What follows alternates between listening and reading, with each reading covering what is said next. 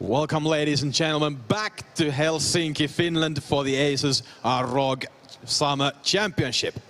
It is that time for the Group B's winner match between ENCE Esports and Space Soldiers. The desk is ready for you guys, so let's head to them. Natu, take it away. Well, I mean, we're almost ready. Again, we have an empty seat here, but I'm sure Tommy is going to realize now that he's late to his job. I think Tommy might be busy with his second job right now. There's a lot of possibilities. We don't know. Well, could very well be. That being said, in any case, I think this should be, or should make up for the best game of the day, actually. Yeah, quite possibly. I would agree. Yes, this is a very interesting, intriguing matchup, I would say. These teams have played one another quite a few times. It has been very competitive between the two, usually very, very even as well. We saw Space Soldiers just, they were up 13-3 against Strict, but then had a bit of an issue closing out the game. Strict managing to come back to a scoreline of 11-15, and then eventually losing against an eco round. Yeah, as you would. As you would. That's the comeback. most anticlimactic way of losing. Yeah. We do have the maps ready, well, good to go pretty much for the match, but it's going to be Mirage again, so familiar territory for ENCE. This is, yeah, seems like rinse and repeat. Seeing how you have pretty intimate knowledge of this team, what do you reckon are the chances of us seeing an equally slow start from the guys on the same map that they've just started the tournament on? I definitely hope it's not going to be as... Hoping and thinking, like, what do you assume is two crossed. different things? Okay. Let's just make the assumption we're not going to see as slow a start, even though, unfortunately, it's more a tendency that they do really start slow.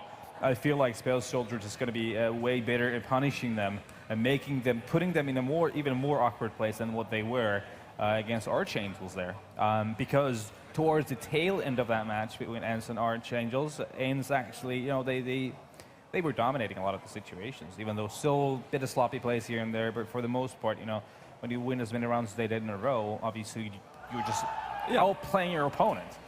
So definitely want to see from the get-go. My biggest issue right now with the way that ENCE plays is the fact that, especially after plan situations, we saw it last night in the Finnish Championship finals against LGR, and we saw it in the previous game as well. I think the prime example being the very first round of the game. They plow into the B-bomb site, Alu gets the first kill, it's a 5-on-4, they clear the whole bomb site, they get the bomb down, they get a good plan, good positioning. And then the retake comes in, and they start dying one by one. So what I'm thinking in my head is no one is taking charge of the situation. You make a rule of thumb. Basically, someone says charge or attack or push now, everyone just follows up. Another thing that comes to my mind is, do they not react to things happening around? Like, do they not realize what's happening in their teammates' screen and then react accordingly? Because that's a very fundamental part of Counter-Strike, especially in those after-plan situations. It's about the CS savvy, I guess you could say, of understanding the surroundings, understanding the situation that are unfolding. No, absolutely. Well, with it, let's say that ENCE get off to the start they kind of need. Do you feel like that's going to be enough to take them over the top for Space Soldiers? Well, yeah, definitely. But Space Soldiers, I would say, especially with the addition of Paz, have gotten a lot stronger just with individual firepower. So now that they have not just Centaurs, but kind of a deadly duo, and also Engine stepping in there as well with quite a significant fragging power, do you think it's going to be enough for ENCE to just get off to a normal start? Should that be enough to take them over the hill? It's really hard to say. I mean, in my opinion, they need to get have a good start through the gates. In my opinion, I mean, it's just the level of opposition is going to keep getting tougher every single game they play. So, and then for getting this turn, like Henry was saying, it's like if they want to get into that next level, they need to start capitalizing on the situation, and they're just consistently losing right now. But I do feel like Mirage again. It is still a map that I'm not super comfortable with. And Tommy, you're welcome to join us. I mean, just you probably have the latest and greatest on what's going on there. Yeah, especially with ENCE. I'm assuming you were having a bit of a chit-chat there. Forgot that you had a job you were supposed to attend to. But, I'm fashionably late. You're fashionably late. Do you have some insider information here that we can make use of? Oh, I have some insider information, I'd like to think. Hoping that I gain some insight into how Space Soldiers were playing. I was watching a demo and relaying that to my boys over there. All right, so it's sort of a recon mission. Okay, cool. Of sorts. Then we will actually accept the fact that Yeah, it's fine. You're late. It's fine. It's fine. Yeah. But yeah, actually, we were discussing just with Halvor here about just the issue that ENCE has is that they have sole starts. You have any opinion on that themselves? Well, I mean, I think they have what it takes. They have the potential, sort of. I mean, they certainly have the ability that's needed to compete. But the problem is they continue making sort of silly mistakes, the kind of things that should be fairly easy to get rid of from your game. I think a lot of it comes down to communication. Some of the minor things that I noticed in the first game, I was telling them to get rid of for the next game. Some of the tendencies that I noticed, I told them to not do this again. So I was trying to give some input. Obviously, it's a process, right? So part of the problem is if you have no one who's consistently telling you not to do the wrong things, then it's hard to get rid of those habits. Yeah, but I think that's something you were famous for literally nagging on people if they kept doing stuff. Oh yeah, it could be argued there were a bunch of players that never learned anyway, but that's a different story for another time. Well, it's what you have to do. It's your job. job. You have to try, right? So if you give up on them, then you kind of given up on your team. Dealing with Finnish Counter-Strike players is, it's something else sometimes. It's a project of its own. Yeah, That's what it is. But is. One thing that really surprised me about the veto here was the fact that, well, you guys both mentioned it just right off the bat as soon as ENCE was coming into play, the fact that Overpass is a map we're not going to see them play. No. So what caught me off guard was this is, fairly common knowledge. So seeing Space Soldiers just right off the bat veto Overpass, that kind of gives ENCE a bit of a freebie in the veto, which surprised me. I guess it's one of those things where either you just haven't scouted your opponent, basically, or you're just super confident on your map pool that it doesn't matter whatever the other 6 maps comes into play, you'll be fine with it. Look, we've seen NIP leave Miragen in the Katowice final. I'm not sure if we've seen Astralis leave Kabulin against TSM, the one map they're actually a good team on at the ECS finals. I mean, people make dumb mistakes in the veto process all over, like even at the very highest level of Counter-Strike.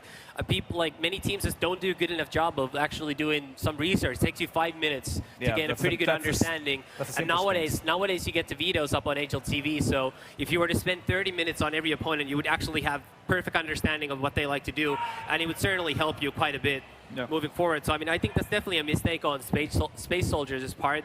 Maybe they wanted to play Mirage. Maybe it doesn't affect it in the end. Maybe they got what they wanted, but that doesn't make it any less of a mistake to veto a map that you know your opponent, or you should know your opponent will not play. Yeah. As you said, it might end up being just fine for them, but I feel like it's an unnecessary risk to take. Yeah. Or you give an unnecessary advantage to ENCE in that sense. But yeah, no, overall, I felt positively about Space Soldiers going into this, especially seeing how they dealt with Tricked initially. But I kind of figured that game was over for the longest time, and all of a sudden you come back to it and it's like, oh, it's 15-11. And ENCE really got things into their own groove after those first 8 rounds. So I'm a bit wobbly as to who I expect to see go through, but I'm kind of leaning towards the Finnish guys. Yeah, I mean, individually speaking, you saw Sunny really had a massive game there. He was playing lights out, and also you could say even being overly aggressive in situations. And Alu also starting to hit those crucial shots he needed to. Even when they were outnumbered, he would be the guy to bring his team back into the server, basically. And also, we saw a little bit of a difference there. Also, Yuho's not holding B, apparently. And Xarda is playing B short. So that seems to be a change they've made in their CT setup, which I think it might be actually good. I feel like Xarda might not have had the best of times in that B bomb side, to be honest. And Yuho seems to be the guy who's always going to at least deliver that 1 kill, and then he can maybe just go berserk and kill 3 of them all of a sudden. So we'll see if this little change they've done, little adjustment they've done, is actually going to benefit them in the long run. Well, I think you certainly can benefit from having more skill in B on Mirage, because like we talked about, it's one of those sites that's just incredibly hard to retake once you lose it. So it definitely helps to have someone who might every now and then get that 3 kill. Do the damage early. Exactly. Yeah. So shut the round completely at once. As for Sunny and Alu, I actually thought Alu was the most impactful player in the opening game. I think Sunny he certainly played well, especially on the terrorist side. He got a lot of the early on kills that allowed ENCE to sort of grind up the rounds after the rough start. But on CT side, he got some of the easier kills, I would say. Alu had a couple rounds that might have even swung the game. 4K with off. Yeah, exactly. And also, regarding that switch with Zart and Yuho on the B-bomb side, I actually think Zart did a really good job of playing fairly aggressively on catwalk whenever Archangels try to get control over mid. He had good discipline. Yeah, like they had a really good, well, it seemed like they had a really good plan as to how they wanted to attack, when they wanted Zart to actually push forward.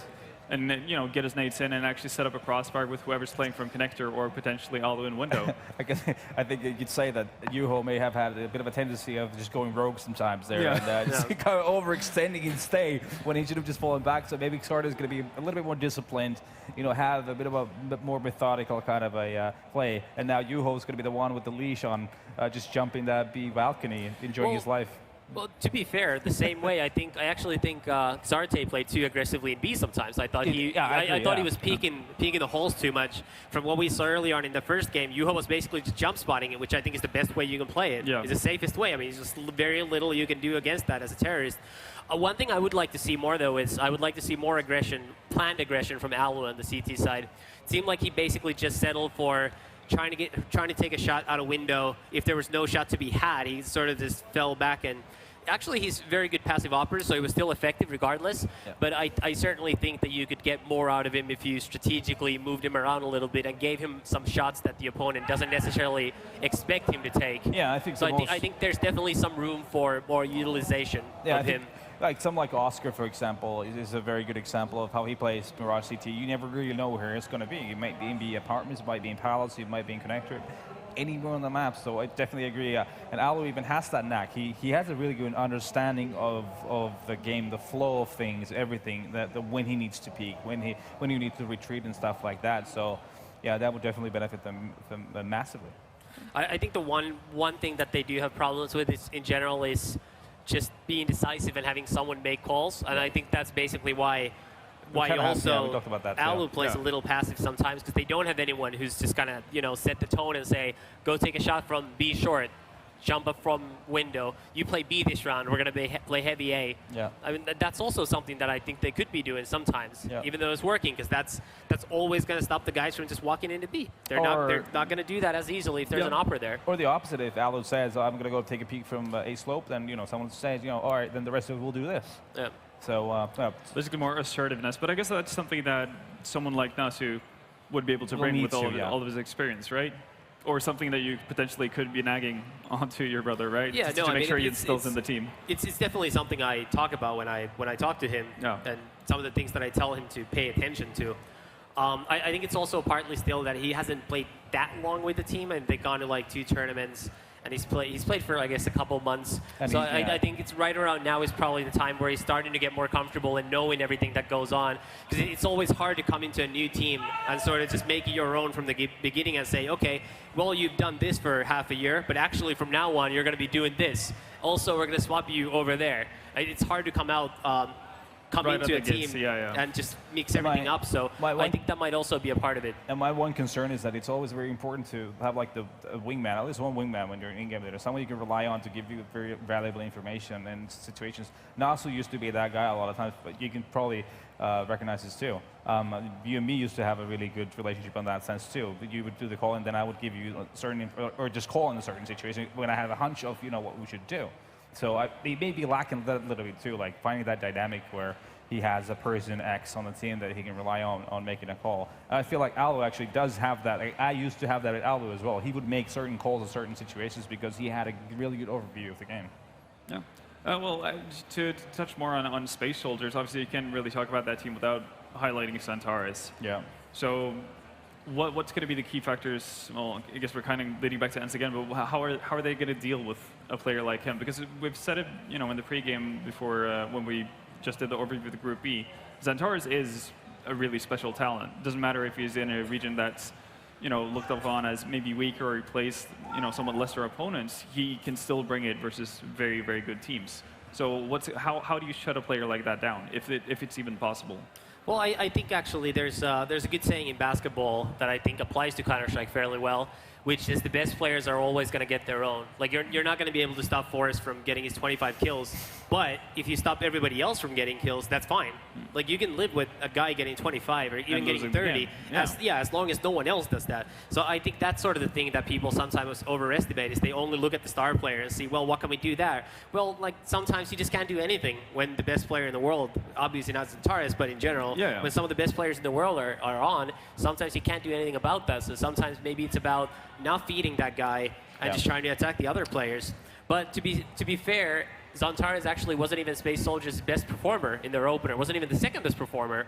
It's actually Paz. Paz, Yeah, he was the guy who put up the big numbers. And he's been doing that in several online games for Space Shoulders, you know, ever since he joined, really. So he's been kind of that added punch for the Turkish lineup. Yeah, also, I feel like, you know, when you're playing against a team like that has that one superstar, you also need to be better at fundamentals together. You have to play well off of each other.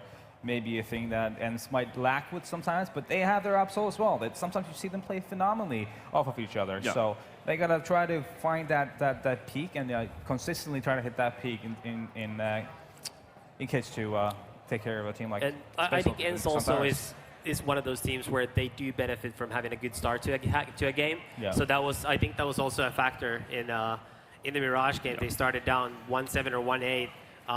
It's just not the same. It's not the same feel being around the team because they don't have that clear leader type to keep everything going. Well, we're going to go and throw it to the casters because the guys are actually ready. The knife is being played out. So Henry and Sadio, I hope you guys are ready for this. I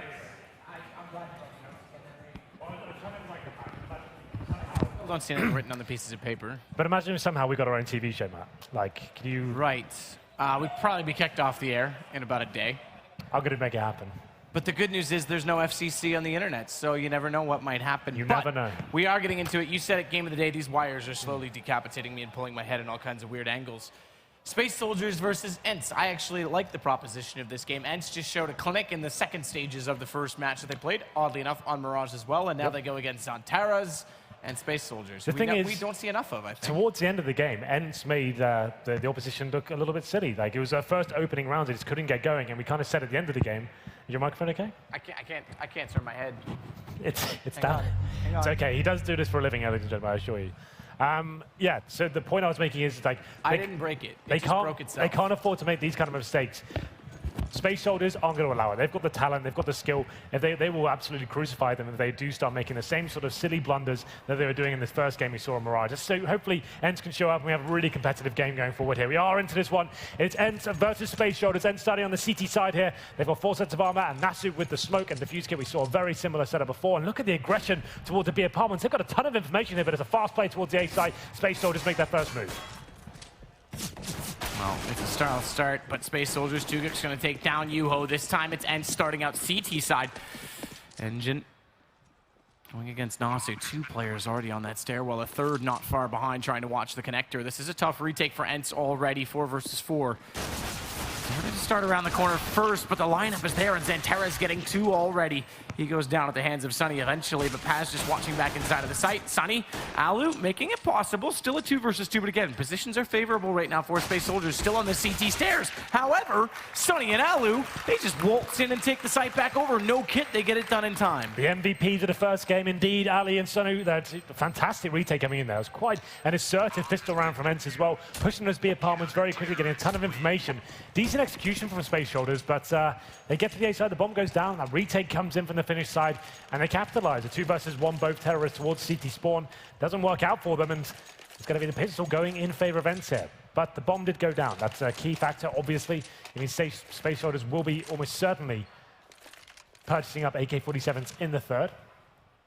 They're going to be going for a full eco. This round is going to be Glocks. No grenades, no upgrades at the moment. We have got a pause, Matt. I think this is technical. We do. I would assume technical, mic problem. It is. Yes, it is. So, ENCE off to a good start. Looked a little bit shaky to kick things off, but... it was just a really good execution from Space Soldiers to get in the site that deep. I mean, they got all the way back to CT stairs. 3 players standing there. That's a very hard corner to round when there's that many players able to control the peak, and they were playing it in tandem. Well, it's going to be the buy coming in from ENCE. Obviously, they know the AKs will be coming out on the third, so... Don't let that hard drive crash. They are going to be adjusting their buy around. It's going. It's happening in the analyst stuff as well. I think we're supposed to ignore it. It's clearly not the observer PC. It's just a wire that goes through. I don't want to ignore it. I'm enjoying it. I think it goes My epilepsy's enjoying it. It's on there as well. I know. Oh, okay. Just in case you didn't I'm know. aware. All right. Well, as I was saying, ENCE are preparing themselves for the Ferro AK. You can see they haven't gone heavy SMG. They've got the upgraded ones, so it's the UMPs, which are still viable on those gun rounds, and 2 M4s as well. There is a shotgun on Yuho, but still a map like Mirage, plenty of opportunities to use that effectively, mainly towards the B side. There's players like Pasha that will show you how effective that weapon can be towards that area. And like I said, this will be a full eco now for the Space Soldiers. Just have to try and get the bomb down. It's very unlikely they will, but if they do, it's a huge bonus going forward. And obviously, Xanteres, you actually got to cast this team quite a lot of Copenhagen games, right? Was it? Well, that was a year and a half ago, but I saw them there. Yes, they were. That was the first time I saw that they had matching pants, sneakers, and jackets. Yeah. Yep. They certainly win the award for style. Well then. We'll see how this one operates. There's a little bit of a break. There was a microphone issue on the Space Soldier side, I believe. But Matthew. Henry. Is it time? For what, Henry? I don't know if we have a conversation. We have to talk about something different. We want to talk about the new update, right? Why don't we talk about that? Yeah, why don't you go into some... Obviously, we talked about pistol noises quite in-depth today and my hatred toward them all, but you know what? Maybe they'll grow on me. They're just not distinctive enough. But talk about the finer details of this update. So the main issue, like the sounds are all very cool and everything like that, and I don't really look into it that much. There are some frustrating factors to it, but the new recoil update towards the AKs and the M4, that's where CSGO is going to get really interesting now. I believe this update has actually raised the skill ceiling of CSGO in general. It's actually more comparable to 1.6 and Source, especially Source. It's very obviously the same engine, and you were so reliant on the tapping aspect of Source. The top players were the ones who could just tap slowly, have very accurate aim, and blow everyone's head off. That was apparent in CSGO, that it wasn't as effective to use that kind of mentality. A lot of players were kind of going to that last resort, full spray. That was actually a more effective method to get the multiple frags. Instead of trying to tap, tap, tap on multiple enemies' heads, that wasn't really working out too well. So the idea is, Valve tried this 1 year ago, and actually, I don't even remember that up there. I think they reverted it. We were in Romania, right? And they had to revert it because it was such... I was going to use a bad word then, Matt, but it was a really horrible... You wouldn't do that. You're a nice person. It was a horrible affair of what they did, and they had to revert it because it's such a nightmare of what they implemented. But I haven't had a chance to play it yet, so I can't give too much. For all the videos I've watched and what I've seen from pro feedback, this is a step in the right direction. We've made it so that the skill level can be raised to the next step.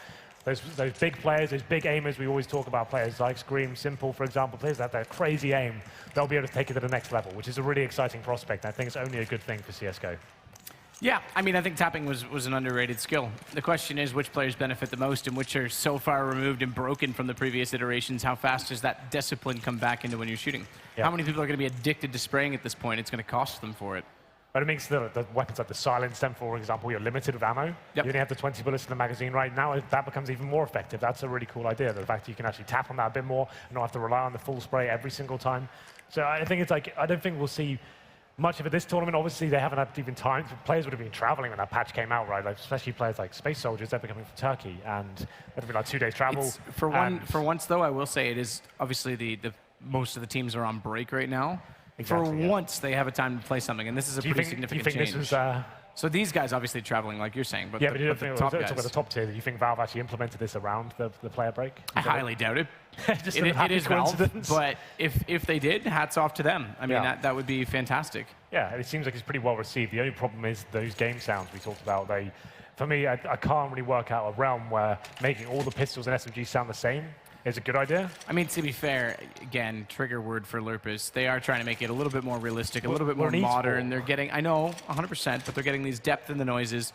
In real life, you're going to be able to distinguish the guns. Look, again, I'm on your side. It's not real life. Guns should be distinguishable. It counts for strategy. Yeah. But that's the mentality behind it. Well then, we filled that quite nicely. We're back into the game. Perfect. We should do this more often. We're gonna talk to some TV executives, I reckon. We'll get our own show. Okay. Anyway, it's going to be the full eco, like I said. Alu and Sunny spraying them down, but there is a response. The PT50s do find 2 kills on return, and it will be a 3-on-3 here. What should have been a very clean-cut round, it's turning into a little bit more of an uncomfortable situation here. Nasu does find a kill on towards Xanteres. The round should be locked down. I still don't think there's any chance of the Terrorists actually do anything with this. They get a couple of kills. That raises, well, pretty much pays off the depth of the PT50's purchase, right? You paid $300 for that weapon, you got a kill, you get it back. So we go into round number 3. This is where things get exciting. AK-47s come out. ENCE do have money to get a couple more rifles here. You can see 3 M4s. Yuho has got 3,100 in the bank. I assume he has a gun on the floor. He's yet to buy anything. There it is. So 4 M4s. They're more than expecting this. They know it's coming. Big chance over Space Soldiers to capitalize, considering they have the greater firepower. 1 UMP in the hand of Nasu. And Nasu going to silently climb up toward Palace as well. Smoke in hand. Throws that early. Double flashes out. First one designed. That's actually well thrown. So Xanterez knows exactly. You line that up from the pillar off the crack in the wall. First one bounces top balcony. Second one goes just beyond it and flashes anyone down below and in the sight. So no matter where he was playing on that ladder, he was going to be blind. So Xanterez executes perfectly to walk out from Palace. Engine's going to get the next kill onto Sunny. It's only Yuho to get this back, and that's the kind of plays we talk about with Xanterez, how he's just so good in those situations. He's explosive. I mean, that double flash is designed to play strictly so he can walk out on his own. He's like the Terminator when he gets in the zone. I remember some of his most memorable games were on Mirage, especially. This is the map he really does dominate on. I can't wait to see what he brings to the table. That's a great start. There's 2 kills coming out of Palace. It's going to be Yuho remaining. He'll be falling back here. He has got the M4 in hand. The money for ENCE isn't in a great position. They get $1,400 next round. They had to upgrade a couple of their weapons, considering those CT-50's got a few kills on the board. So Yuho saves the M4. I'll have a look at the money coming in. Yeah, you can see it's Nasu has 4750. He could get an AWP if he wanted to. That's a possibility. He could say, you know what, we're going to fire back straight away and see what we can do here. It's not going to be going for that mentality. Goes for the drop of the UMP, I think. So they have force ball this one. Yuho still has $2,000, but I think they have enough now available. It's going to be Zate with just that Desert Eagle. He could have been dropped something a little bit more powerful, but maybe he's just happy with this weapon. It's going to be Yuho boosting himself up towards the short area, seeing him get that first kill towards middle. A heavy default, though, from Space Soldiers. They know the money's going to be limited for ENCE here going forward. They may be hunting for some aggressive kills. As you can see, it's going to be Sunny and Nasu close to that A-ramp area. We talked about this all day long, man. When you have those lesser weapons, the SMGs, you want to get nice and close range. You get that first kill, get an AK, fall back. So 1 round already for Space Soldiers. Tujux this time going to sit back a little bit further. Sunny has pushed into the arch. At the ramp. Bomb, left T-spawn. So a more spread out default as well. If you want to go back to the Mirage games that we saw a little bit early on in the day, with it, especially with Escape Gaming, very spread out default as opposed to them which favored the B side, maybe put 1 in apartments and then 4 down middle. These guys are trying to utilize the entire map, make sure they don't give up map control while they execute elsewhere. So a little bit more advanced in their play. Xanterez, top connector going to be smoked off from middle. That'll allow for the wrap down onto Catwalk, while the 2 players, including the bomb, stack up inside of the apartments. As soon as Xanterez gets to the corner, they should look to go out the window. And it's going to be on to Zarda to try and slow this down. Just a Deagle in hand, goes back out. Decent damage dealt, but dropped in the end as Xanterez is going to take him down with the AK. Despa just considers the possibility that someone will be peeking back down connector late. It's a 1-for-1 with Alu. Engine's able to take him down, and Despa's extremely low on 13, so Retake has a slight chance in all of this in the kit, but it's on Yuho, and he's dropped down in the doorway from the market. So too is Nasu in the same position, and Sunny, despite having low HP on 2 players against him, is already going to bail out and just hold on to this UMP. Very nice run there from the Space Soldiers. They actually made sure they did the full default to start around, ascertained what kind of weapons ENCE had available for them there, took the vision away, smoking towards the window and connector as well. B-split comes in, like you said, that Desert Eagle towards short, had to hit the 1-bullet headshot. Didn't happen, and now it's just going to be Sunny remaining. He is looking to get something out of this, though. Low HP players as well. Headshot's another one, just doesn't get any luck there at all. Had the chance to get all 3, potentially. 1 HP, and that was actually smart. So he rotated all the way around, because he knew, all right, UMP, we're going into the next round. We're not going to have any buy. If I can upgrade to an AK, if I can take another gun away from Space Soldiers, it's worth it. So that was his entire goal. That's why he rotated the entire map. But again, like you said, no luck. 1 HP. Second guy behind him, 23 HP. Yeah, like I said, if he just got that 1 kill, could have actually got all 3. But no dice this time. It's going to be 2-2 now. Round number 5 comes in. It's a full eco for ENCE. 5-man stack towards that B site. Actually, you've got to have nothing really to work with. 4 USPs.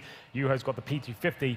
And once again, a Space Soldiers not giving anything away at this point. They know they seem to be disciplined. The money is completely wrecked for ENCE. So you can have pads. You can see him towards the end of Palace right now. It's a pretty safe position to get towards that side. You can see footsteps going on. You can hear any sort of small nuances. They're going for mid-control as well. It's a pretty standard default for now. Keep the range nice and long and make sure you're not really risking too much here. But ENCE, they'll probably get a little bit agitated soon. They're just going to be sitting on the site and not getting anything for their money.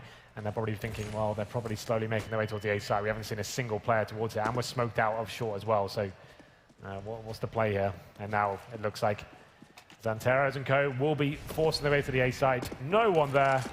And round over. It's not like ENCE have got anything to save. The only real justification of staying alive is not giving money to the terrorists, but we'll see what they decide to do here. Rotating in, seeing if they can upgrade to an AK-47 in any capacity. Despa's going to try and deny that possibility through the vent.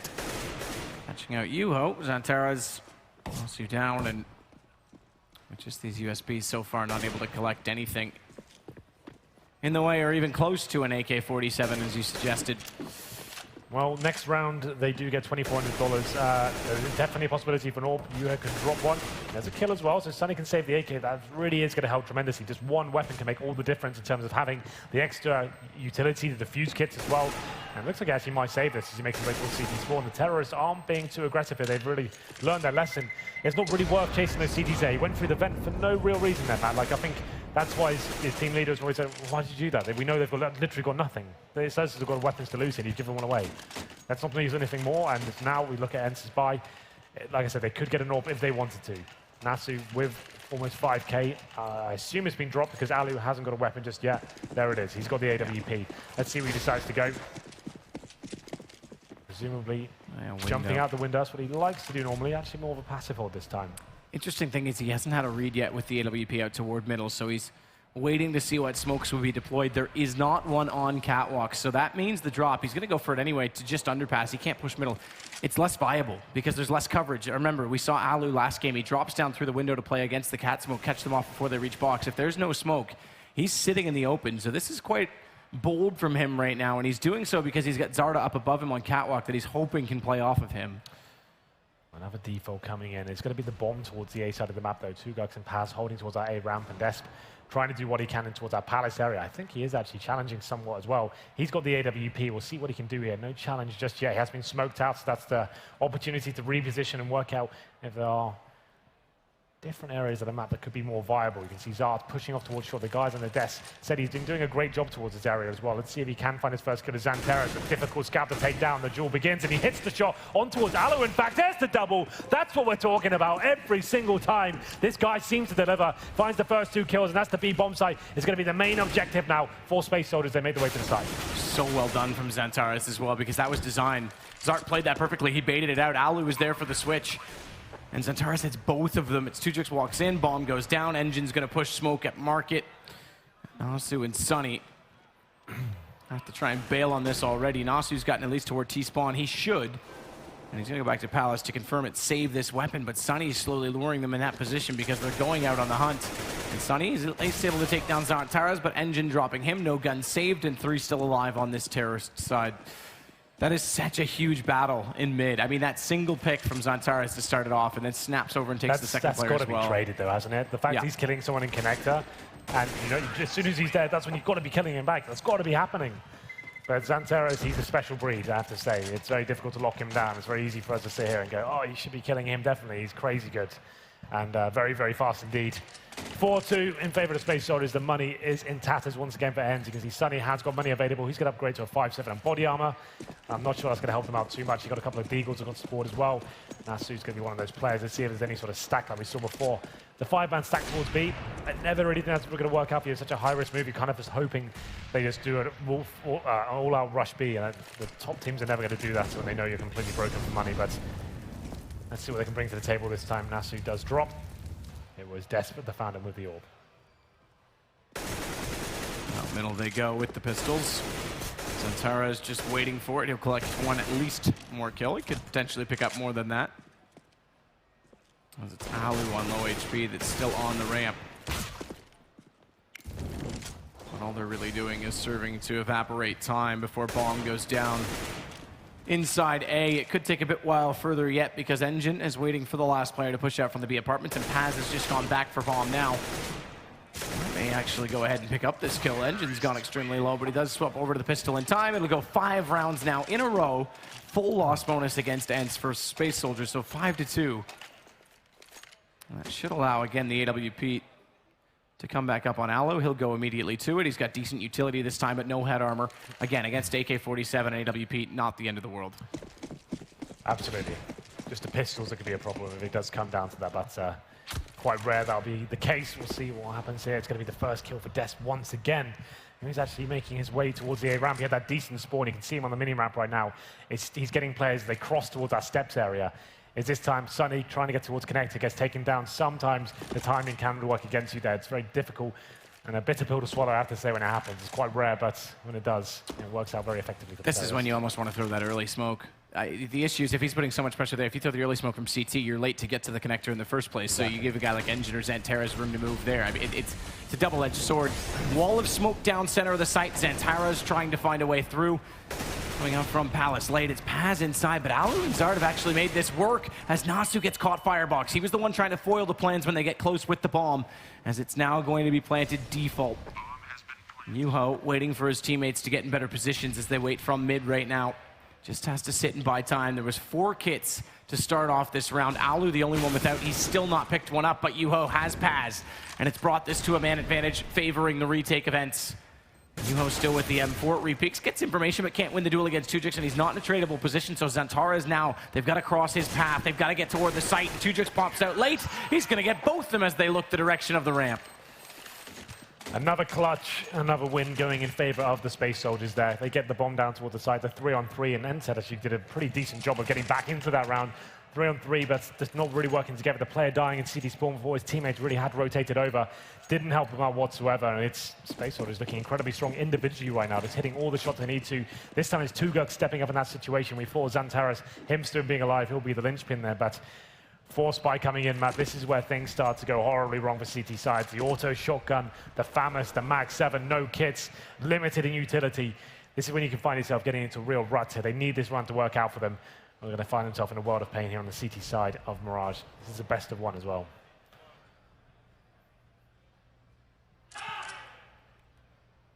Xantara is just waiting again at the top middle, so they're trying to slow the pace down despite doing a similar default. Curious to see as well Engine's role as he has a smoke. So they are going to go B. This time the smoke obviously goes toward the site, but if they start to take over mid, if they start throwing that secondary smoke from mid, there's 2 you can do from the courtyard, just benefit people at mid. 1 goes to the connector, 1 goes to the window. But it is a very well spread out default, and you have to give them credit for trying to utilize all of the map. Same smoke's top connector again. Xantara's lobs his over late. That'll allow them to wrap on catwalk, but there's a counter smoke slowing them down slightly, so it's the Molotov to try and push Zart back toward the site. And he's got to weigh the consequences here. Which approach is going to be more dangerous? As the Molotov's now gone, his attention goes back over toward the corner, but that means it's not on the window to support his teammate Yuho, who's trying to pull off his Pest Pasha, but can't find the shots. Can't land them with the same luck that the Major did provide. This time, though, he does do decent damage. Now he's got it. Now Yuho finds the jump. They just had to get slightly closer, and it pulls it back to a 3 versus 3. Still, though, they're wrapping around and behind the van. He's got little escape as it's Paz, now Engine, that'll find the kills and closed out as Paz finds Alu as well. Such a difficult situation for Zart there. You could see him stuck between a rock and a hard place. We had the incoming terrorists from the B apartments as well. Full mid control established for the same team, getting themselves up towards shore. They've got the information. They can't do anything about it. Luckily, though, Yuho does find something with the shotgun. It's just not enough. They can't hold them off, and it's the retake from Alu, jumping out the window with the auto shotgun. It's never going to be a battle you're going to win, and his Space Soldiers taking yet another round here. 7-2 on the T side of Mirage, but Nasu, he finds something here with the Desert Eagle, this time repaying the favor back towards Desp, and gets the headshot, and now it's going to be a 5-on-4. They haven't managed to recover the weapon just yet. Tugos picks up the AWP and decides to fall back. Probably will be juggling back the AK-47 as well. Paz does find a kill though. Sunny, you feel like that's a little bit of ambitious face after getting that man advantage. He's trying to make something else happen, but all he's actually done is give the advantage firmly back towards the Turkish squad. 7-2 now. Lots of time to play. We can see Yuho pushing up towards middle. He's got the Desert Eagle and body armor as well, but going to be opting back towards shore here. Engine is holding the B apartments, waiting for that aggression we see so many times, but look at the utility still available for Space Soldiers. They've got Molotov, smoke grenades, make it 4 of those. All they have to do is execute pretty simply here, contact play, this should be absolutely fine, but this could get interesting. Alu, a nice close angle, does get the headshot.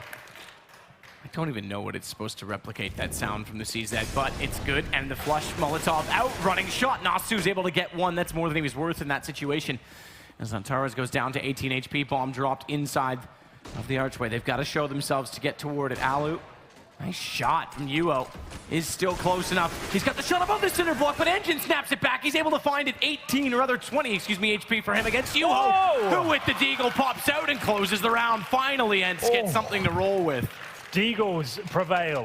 That was a risky play from you, I have to say. Getting himself into the open, who could have gone either way, but he does manage to land the final body shot. Got some information that he was low HP. Scary moments, but sometimes they're the ones that pay off. And now, like you said, ENCE have something to work with now. They've got the money back on their side. Definitely haven't broken the economy of Space Soldiers just yet. And if they were to lose this round, could have been in a difficult position. I think Yuho, though, he's got $6,700 somehow. He has been saving his weapon a few times in a row. As we go into round number 11, 7-3 is the scoreline.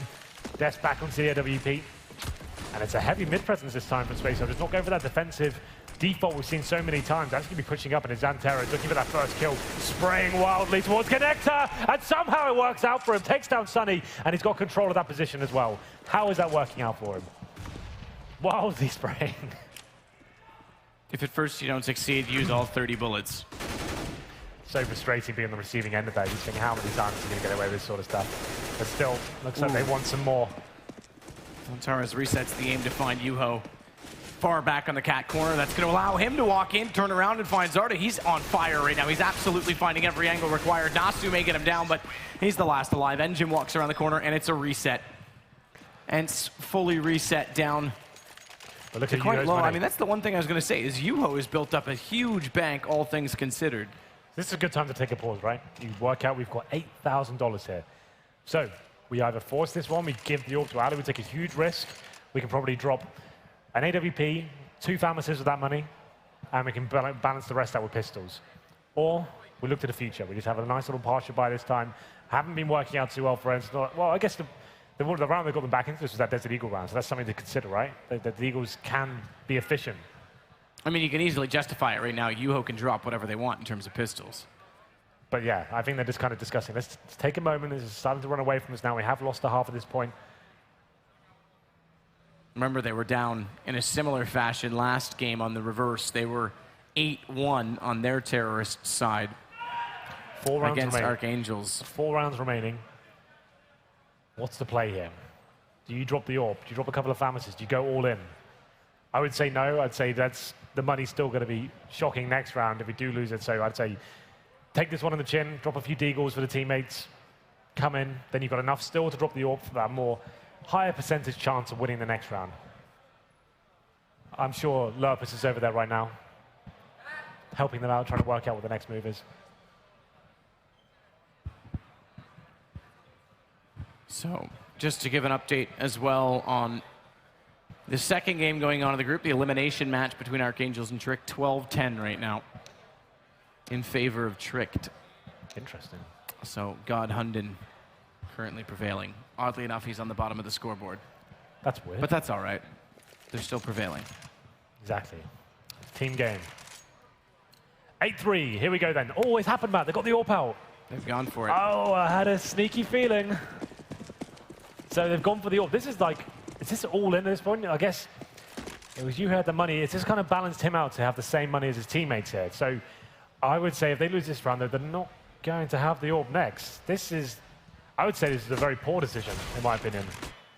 They need that AWP on Ali to actually be winning them big rounds, and it's just gone. That's for nothing. Yeah, I mean, he's trying to make the play. He's trying to get aggressive. They're almost desperation seeking in at this point in time, and so Xantaras is not going to lose that duel. They're going to get $1,900. They can't even get an AWP next round, so I don't know. That for me was a little bit of a silly call. I don't see. Ali's good, right? But when you've just got 1 AWP and 4 pistols, there's so much pressure on his shoulders to perform there. It's like, that's make or break time.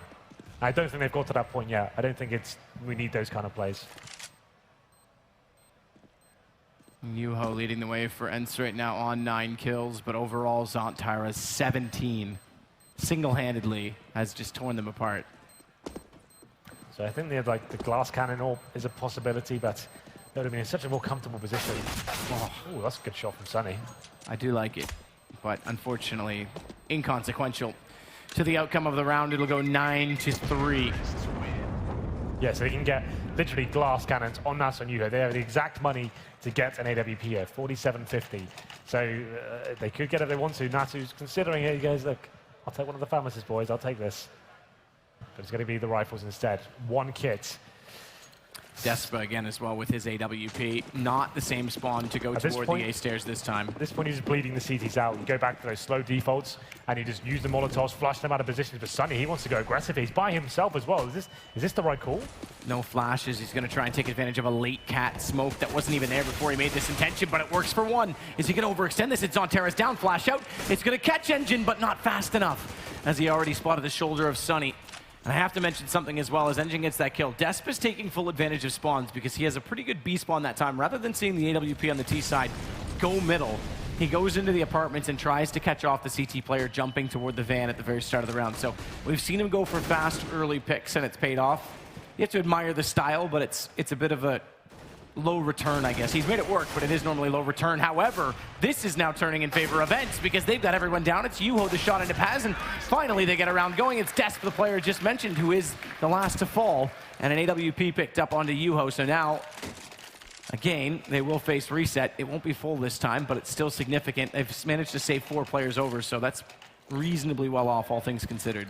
Even after the reinvestment, though, you can see 2 players down to about the $800 mark, and it's Zati's 150. If they were to lose this round, it still wouldn't be pretty. They'd be in a pretty difficult spot, but they'd be forced buying anyway because it's coming to the closing sectors here. Round number 14, we have got the all back out on Alu. This time, he's actually playing towards CT spawn. That round was actually pretty cool for men. So they knew they had to up against it, didn't have the order to play with. It was Sunny that was assertive. He went towards the top of middle. Like I said, it's a questionable move. He had no one else with him, but he did manage to get the kill and fall back as well. But we'll see what happens here for the Space Soldiers. Desp, like you said, AWP, we're looking for any aggressive play towards that lower round. It's back to that defensive default for the T side. Zart pushing off towards shore, backed up by Nasu as well on connector. And Sunny just edging and jiggle peeking towards the palace area. So Engine again to wait in Anchor B apartments. Zantara is top middle, not so much mid-pressure being applied this time from Space Soldiers. But they leave themselves the options. They leave themselves the opportunity to head that direction at any time should they elect to do so. And Desp, another late smoke out. That should be the one that lands.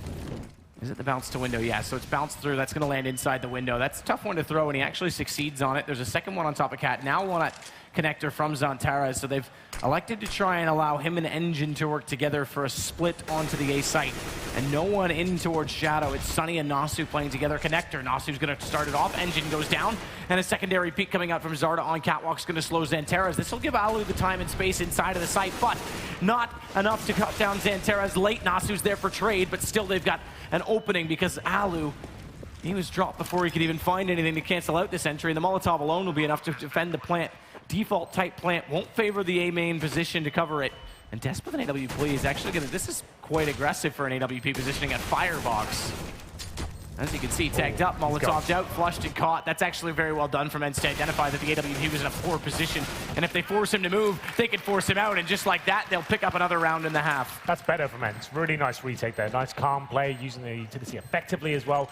Great Molotov jacked into the top right. And yeah, they actually managed to keep 3 players alive as well. We said they could have been facing a full reset there, but they managed to win the round 9-5, clawing their way back into this now. It's 2 rounds in a row, looking to get this final round. As we go into the last of the first half, Alu's still on the AWP, of course. A much quieter game for him on the CT side, especially. He's on 7 kills and 11 deaths. It was the game before he was just lights out on the CT. And he was getting multiple frags all over the place and making things happen. Did get shut down a few times by Zantara. So it looks like aggressive play from him this time. Jumping out towards the window does give him the opportunity to look above, well, I should say, beneath the smoke that's chucked towards short. He's got a support system in play as well as Nasu. This time will be the one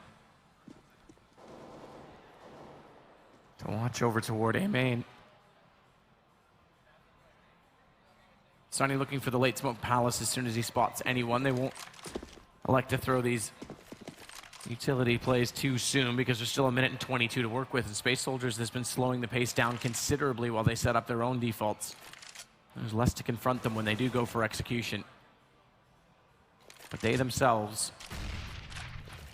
with 4 smokes, and here it is. So we saw Zantara's do this earlier in the game. Remember the design flashes, the double bounce. One first, okay, so it's smoke that time. That goes a little bit further, but there's the first and second, both on a different step off the same crack in the wall, and it blinds anyone playing in the shadow. That's actually a really good counter Molotov because now his whole play to try and walk in early and give his teammate the space to look CT is gone. Look at all those smokes on the bomb site right now. It's going to be Space Soldiers finding a couple of kills, 4-on-3, the man advantage going in their favor. Alu is still towards CT spawn, but he can't really do much with this. And another amazing play from Xanteras there. 2 headshots towards spawn, and now up to UO. Can't really do much of this situation, I'm afraid. He's got a 4-on-1. Might as well go for it. It's the last round of the half, but Xanteras, he hasn't been the most impactful player in terms of every single round, but when he has those moments of greatness, they really do have some significant effect on the round. But looks like this one might not be over just yet. Yuho doing what he can, just finally get locked down by Paz. Decent effort, but it is double figures for Space Soldiers achieved in the first half, 10-5. Again, Xanteras finds the exact kill he needs to. Alu gets in a position where he can finally limit it. To go back to what you said about ENCE in the first game when we saw them on Mirage, much more patience going through in the execution. We saw ENCE throwing out smokes and felt pressured to instantly make the play. Space Soldiers get smokes out. Molotov comes in on Xanteras. Great. Molotov lasts 7 seconds, smoke lasts 18. Sit, let the flames burn out. They go in when they still have the smoke cover, get the bomb down, and he hits a perfect shot on Alu. The only one in position to deny the plant. Really sick stuff from him. It looks like he might almost be getting in the head of Alu a bit. He's facing him with an AK when he's got the AWP and actually blowing his head off a few times in a row. It's actually kind of sick watching him play. But here we go then, the big round. ENCE definitely could use his pistols. All 5 players towards the A side. We didn't see this before. They're actually going to be sending 3 players towards that palace area as well. They have got smokes to play with as well. Flashbangs to go over the top. Nasu with the bomb. He'll be going in last. He wants the site to be clear before he commits. This could work out quite nice. It's only Engine towards the A side of the map. And here come the smokes. They're going over. Flashbangs to shortly follow. It's not going to be a fake here. Both smokes towards jungle and steps. And here comes the execution right now. As, again, they're going to push forward similar to how it was played by Space Soldiers onto the CT stairs, although this time it's ENCE coming out with the kills early on. Remember, they had the incredible retake last time. Yuho gets the shot onto Tujic. He's going to go back around the corner and look for a little bit more. Great shot as well. Desp goes down. It's all onto Paz, who's rotated around in the site from the front side, but Nasu waits for the shot. He lets his teammate die. That's all right. He ensures the kill in turn, and it goes to 10-6. So the best case scenario for ENCE now is that they can get this up to 10-8 quickly and efficiently, so they have a bank to work with. A very traditional T-pistol round there from ENCE. It's getting the smokes down towards our steps area, towards our jungle. And the best thing about it, the finer detail of that is they're facing aggressively towards CT spawn. They're taking over a certain area. They've isolated the CT towards that side of the map in terms of jungle. Now they're facing and stopping the rotations coming in and catching them by surprise. Very well done indeed. It's going to be the second round here. Space Soldiers have forced up on the second. I'd say considering the lead they have, it's not really required. It's going to be Alu getting that first kill, takes down Desp. It's the MAC-10s. It's the UMPs doing some work on the B side. Round over as far as I'm concerned. But Xanteras, of course, he's got other ideas. Lovely little headshot. Alu goes down low HP. It's a pretty scary prospect as rushing B on the anti-ecos. Sometimes it works, it looks great. I could never call it myself. I feel like it's just too much of a risk. You have no idea what's going in. Well, Space Soldiers will keep the 1 UMP. 5-7s and Deagles. We continue to hear shouts from Tricked as they now are on map point. About to knock Archangels, out the map on Cobble, so Hundred still bottom fragging Henry, I know you were wondering. I recognize his little yelp he does. It reminds me when I used to play against him. He's at this really obnoxious. That's sort of what I was looking for. You can always tell when he was winning rounds because he always made that sound in the room. And I was just always did it tilt you? He used to make me cringe a little bit. But cringe, not tilt. I'm just getting kind of a relapse of hearing it right now. Sorry, it's just putting me on edge a bit. You probably heard it a lot because he probably beat you. Let's be honest. Literally never. Right. Let's not go crazy now. Well, that's my point, Henry. Let's not go crazy. That's what I'm gonna say. Smoke out Cat. They cross to box quickly. Xanteras is the one to counter it with the Deagle. Reads the nades coming through successfully, and he's able to dodge the damage. But the smoke coming out means he's got to relocate over toward Connector instead. And it's Desp that will complement his aggression on the Cat side with the 5-7. He'll slowly get pushed back as they get the smokes out at the top of Connector. So again, another fast play on to B, this time with a little bit more execution, a little bit more care. Nasu finding Desp, Tujic goes down, and ENCE en route to that 10-8 scoreline we talked about, and again, quite efficiently in doing so. In fact, the bonus round could be a possibility, but do you risk that this late in the game? Well, this is the thing, it's an interesting decision from Space Soldiers here. I've got the Desert Eagles, 5-7s, and a UMP to work with head armor as well, but that's slowly disappearing. Engine and Paz, last running players, 5-7 and UMP. Save the UMP, obviously an option we talk about how that's a viable weapon still. But so far so good for ENCE. This is what they needed. Win the pistol, get the 3-0 as well. It's looking very good for them now. It's going to be 10-8 as they claw back into this one. Certainly a few more twists and turns. Now we need the key players to start coming to life there. It was Sunny for me who was the MVP. The guys on the desk thought it belonged to Alu. I felt like Sunny had more impact in terms of opening up bomb sites. Sure, on the CT side, Alu had some great AWP moments, but we've had that. It didn't really turn out to be much on towards that first half. Here we go then, the first gun round. AWP in the hand of desk. Same story for Alu as well. He'll be holding defensively towards middle, and we'll see whether anything works out for him now. Yeah, no one pushed up this time, despite the X-ray being misleading. That's over toward A, where Engine was spraying in through the smoke on the ramp. Nasu's inside a Palace, but the rest of his team electing to put their attention on the middle. And potentially underpass. We're not quite sure exactly where Zard and Sunny want to go at just a moment, but nonetheless in toward the apartment position. It's Zantares and Desp that are working middle. But they haven't had much activity and already starting to look elsewhere and potentially be in a better position for rotations when the time comes through, when the information is garnered and passed along. And interestingly, Zantares continues to get aggressive because there hasn't been anything going on in middle. Perhaps getting impatient. Yuho to around the corner first. Remember, he has bombs, so has to be a little bit calculated about this approach. Smoke out, crosses to box, does get spotted up. They'll force Zantares back, and Sunny and Zarda. This is when they need to try and strike to hold back the connector as well, and then mid-presence becomes something that they can work with.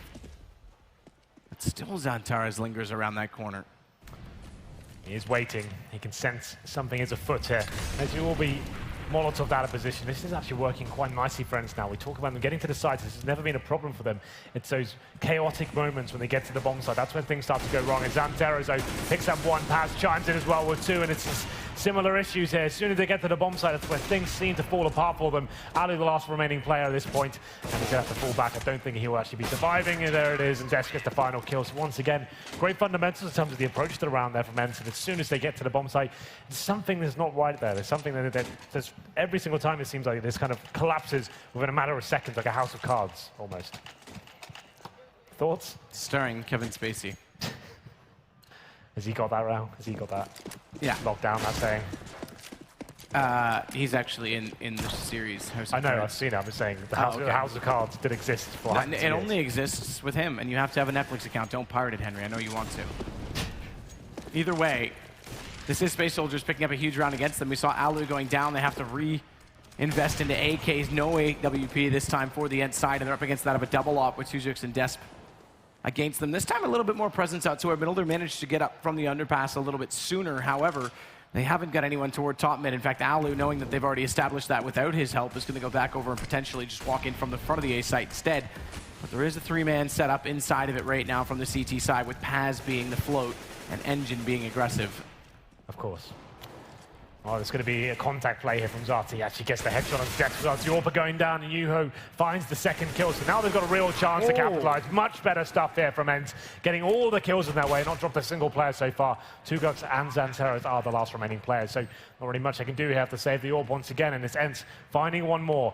And I'm looking at the money for the CTs right now. This will be the full reset like we normally talk about, but they will be able to save an orb and an AK. If they can do that, there's an option to buy. You can see Tugux has got $3,600. So he could drop a weapon over. Zantares won't be able to drop, but he can definitely give maybe a pistol or something like that. He's got the AK in hand, and Zantares saving an AK-47 and giving Desp the AWP as well is definitely an opportunity to win that round. This is why ENCE are hunting right now. They know this is a real problem. That's why.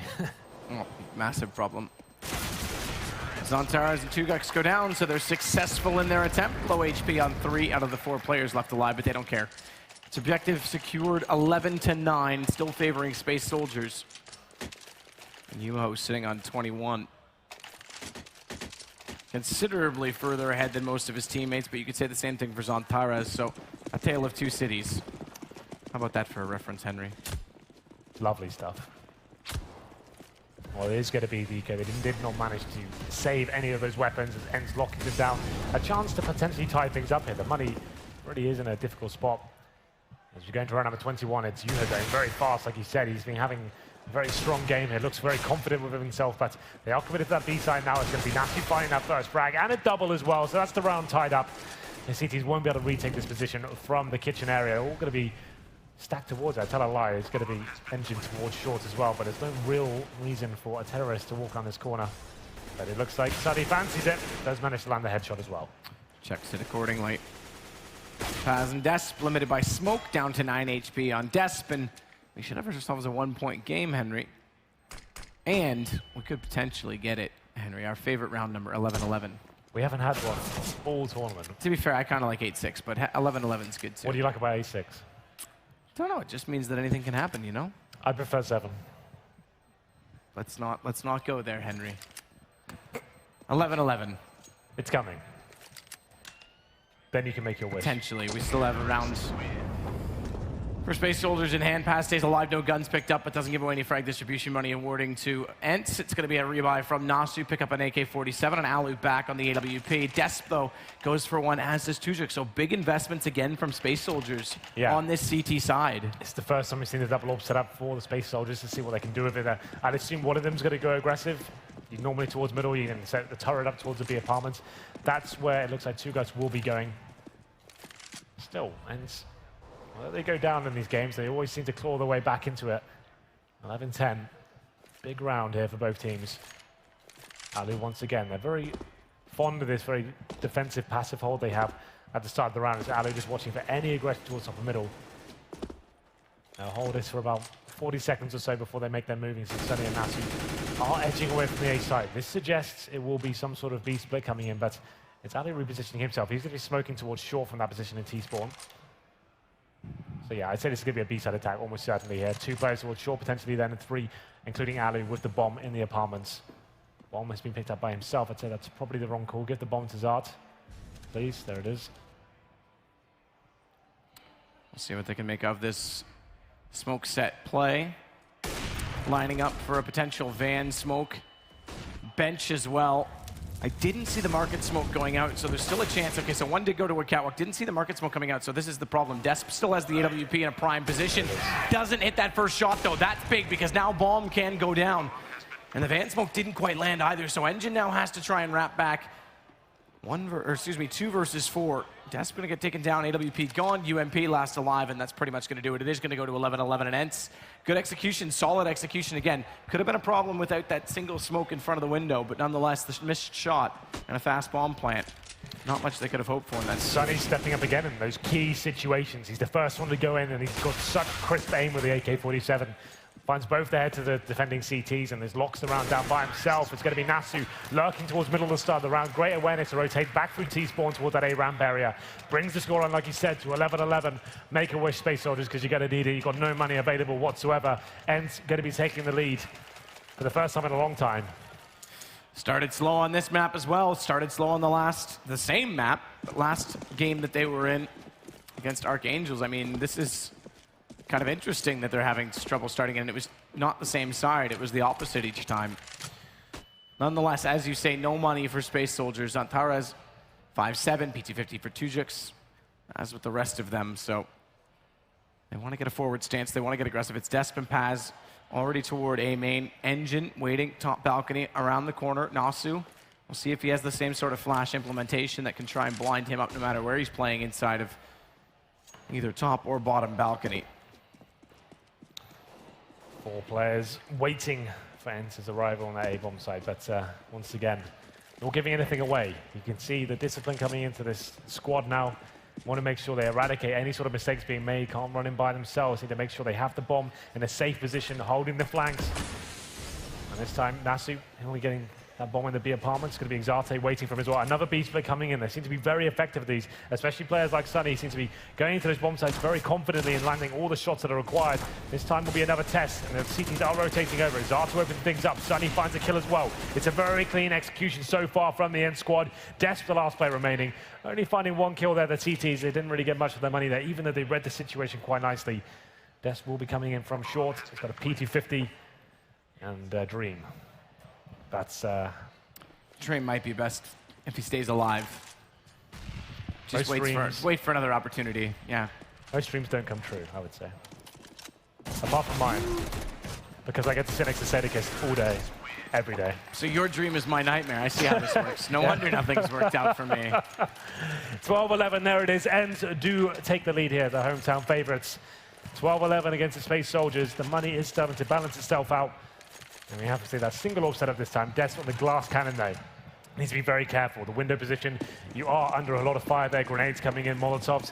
Can be a very dangerous position to be in. I'd prefer him to be a little bit more audacious and go for the initial picks and trying to push and force the issue somewhere else. But he has got a gap in the smoke towards middle. So maybe he could do something with this. It's another A-side attack though. Coming in from ENCE, 4 players I should say towards that side of the map. Sunny is holding towards mid. Contact play, simple execution. Let's see if they can hit these shots again. ASUS. Molotov down, nade as well, not required. They've already taken away the player that was in the shadow. Alu, though, trying to recover that bomb, and on the way through, it's Desp to take down Nasu. He's been quiet ever since that explosive start to the first half, but now he comes back into the fold.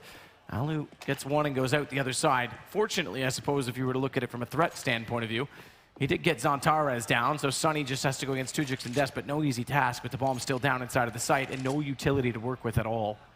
Aside from a minute, time could be in his favor here. Yeah, time certainly on his side as he edges out towards that palace area. Wants to hit the one-bullet headshot. That was his opportunity. He was on a plate, he can't hit the shot, and he's given another chance, a second bite of the cherry.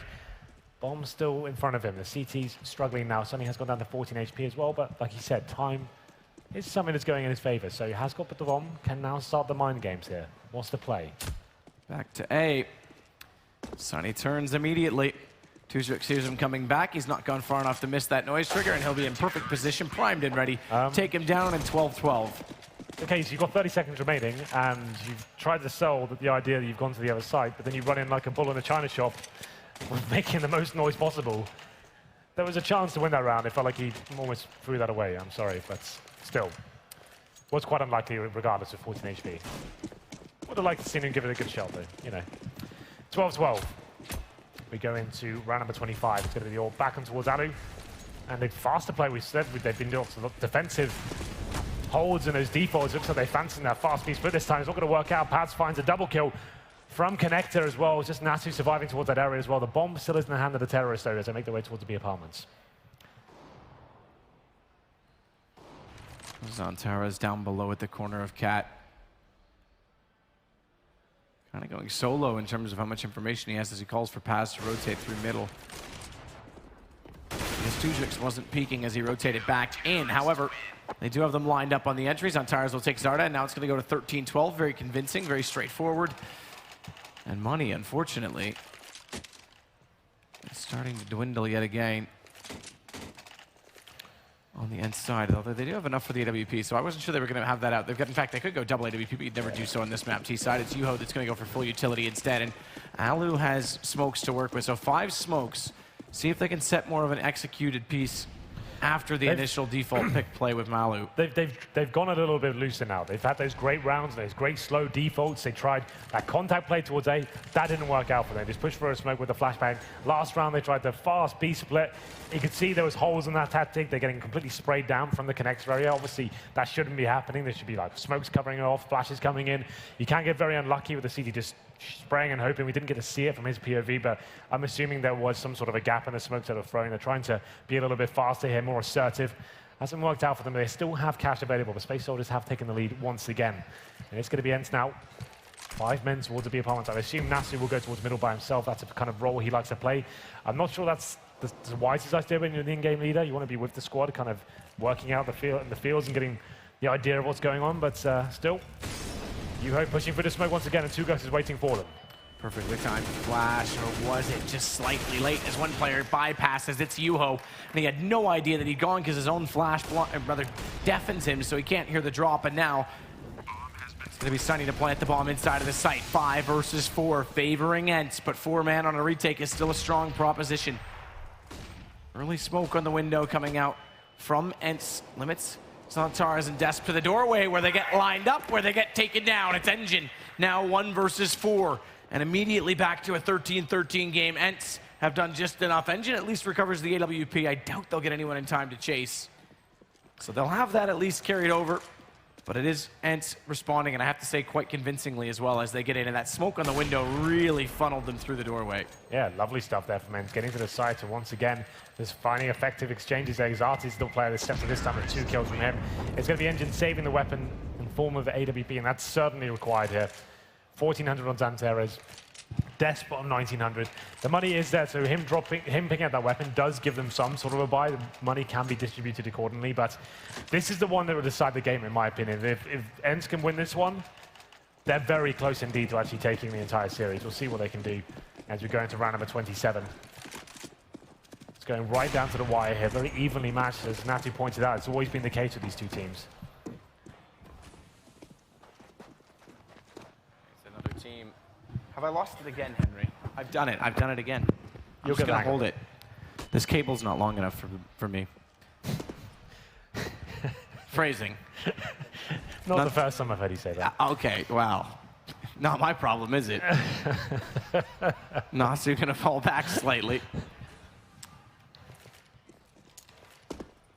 But it is an interesting proposition. I mean, it's two teams that, you know, ENCE, yes, developed organization here in Finland. They haven't really been able to break through and make it to a lot of the tournaments, but they're still at a lot more than what we see from Space Soldiers, who, as mentioned on the lounge, not really a desk, or before the game, funding can be an issue for them at times to try and make it to all these long-range events coming out of Turkey. Either way, smoke now on Cat. That allows Alu around to the boxes. He'll smoke off the window for himself and get his AWP in a position where he can complement his players coming out from the bottom of the underpass. Smoke thrown, that'll land top connector. This should allow Alu to start advancing up, but it's still interesting because this is a cell that you could easily push for the wrap on Cat. They have forced a rotation back toward Market. However, A seems to be the play, and there's a forward stance from Paz. He's caught off Zarda. That's got to be traded. Alu does so successfully, and Yuho, he's going to try and push through his smoke backwards. He had to surely expect Xantares to be there. Great shot from Alu nonetheless, but Des goes down. And it's the one-man advantage. Not much HP on them, though, for ENCE with bomb down. Xantares going to work with Tujuk together, and he's going to get him eliminated right in front of his very eyes. It's all on to Xantares. He's been so hot to start this game, but now it's Alu's round, and it's 14 for ENCE. 4 kills for Alu. He had a very quiet first half, but the second has been a completely different story, finding very important kills, and that round was no different. It's going to be a difficult situation now for Space Soldiers. Do they take the eco here? Do they allow ENCE to get to map and series point, or do they force it and risk everything? It looks like it's going to be the former. They're going to take the full eco here. They're playing for the draw. They want overtime. Not even getting the upgraded. Okay, so 3 P250s. That's it. No grenades, no deagles, nothing. ENCE, if they can get this one, which they almost certainly will, it's a huge pressure, or a huge amount of pressure being released at that point. So, number 28. Tension building in the room, as ENCE get one step closer to booking themselves a place in the stadium tomorrow. Zarda going to be the one to start it off over at B this time. Again, evenly spread default. A little bit less pressure on A this time.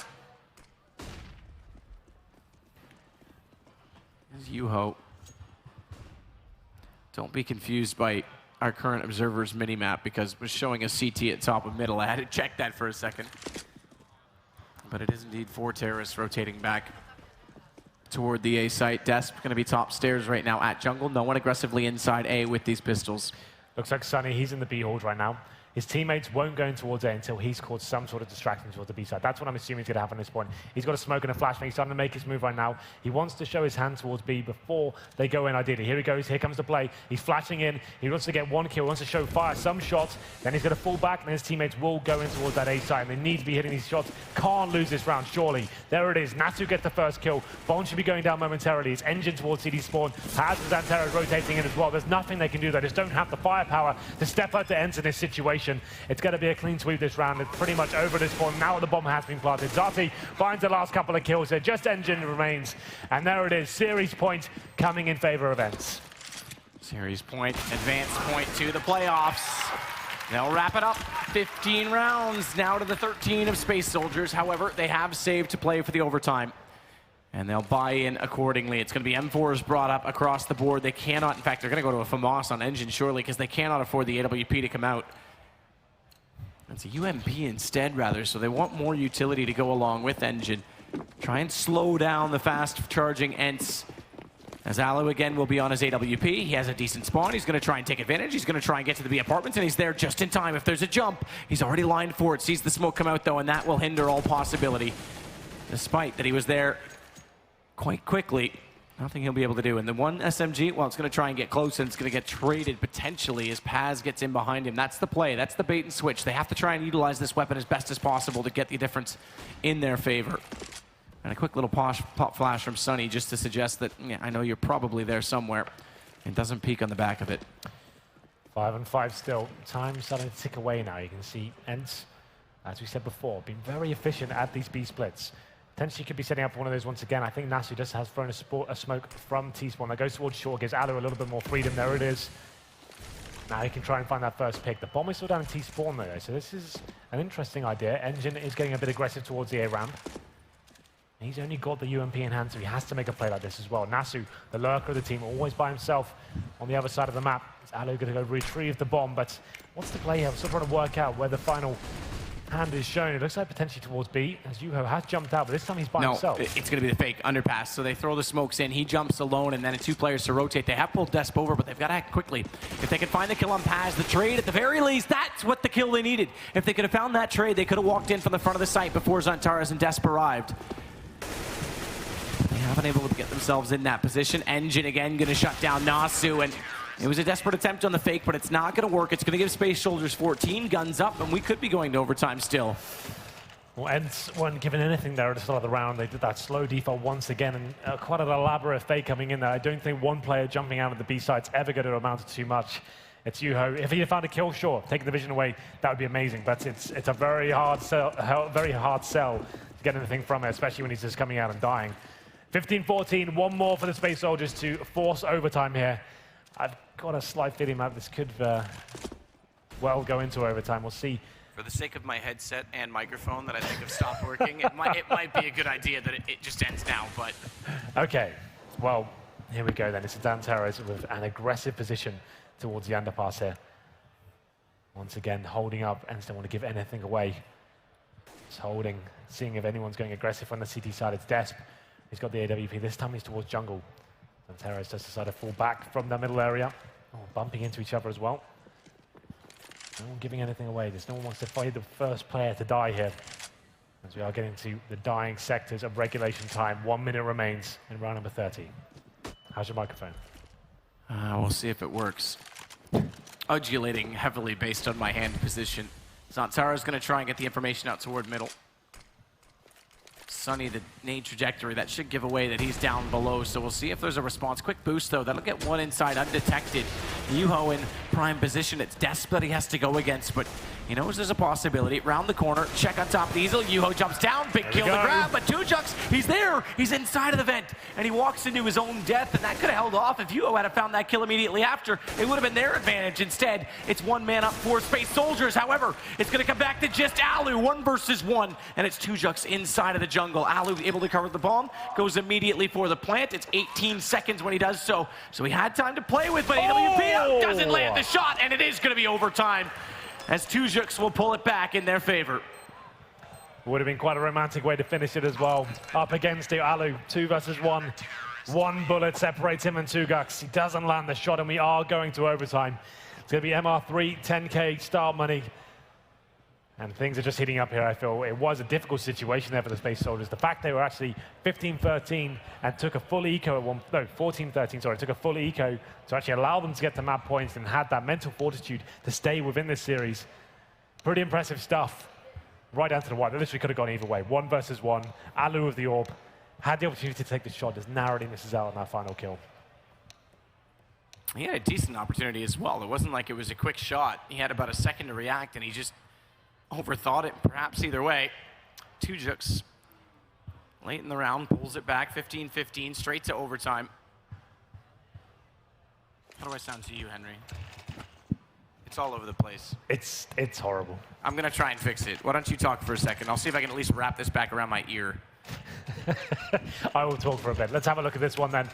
It's MR3, 10K, like I said. Basically, it's the first of 4. You play 3 on either side, swap over. They will be staying as the side they originally started off in regulation as well. So we are back into this one. It's going to be the single AWP for ALU. Everything is basically reset. It's like a new game. We have 6 rounds. Definitely has the potential to go to double overtime as well. And we'll see how this works out. It's going to be ENCE with a different approach here this time. 3 players towards the palace area, and they're going to be smoked out. That's going to say, well, you know what, we tried, and we failed. We're going to fall back and go back towards the lower ramp.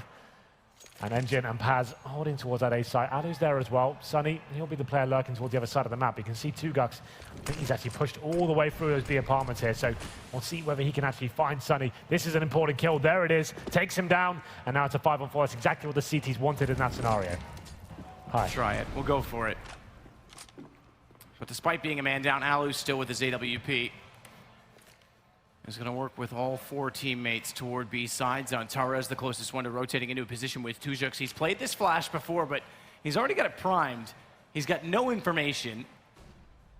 He's literally going to play this off the first noise that he hears. The first nade thrown over top of the site that lands down. The first footstep he hears on the stairwell. That flash right there thrown by Des perhaps. Now, how does he time it? Because he's got to get out of this corner. He's onto the M4. He's just going to go on his own. He's going to play it off his teammate. He's going to do decent damage, and he and Des each pick up a kill.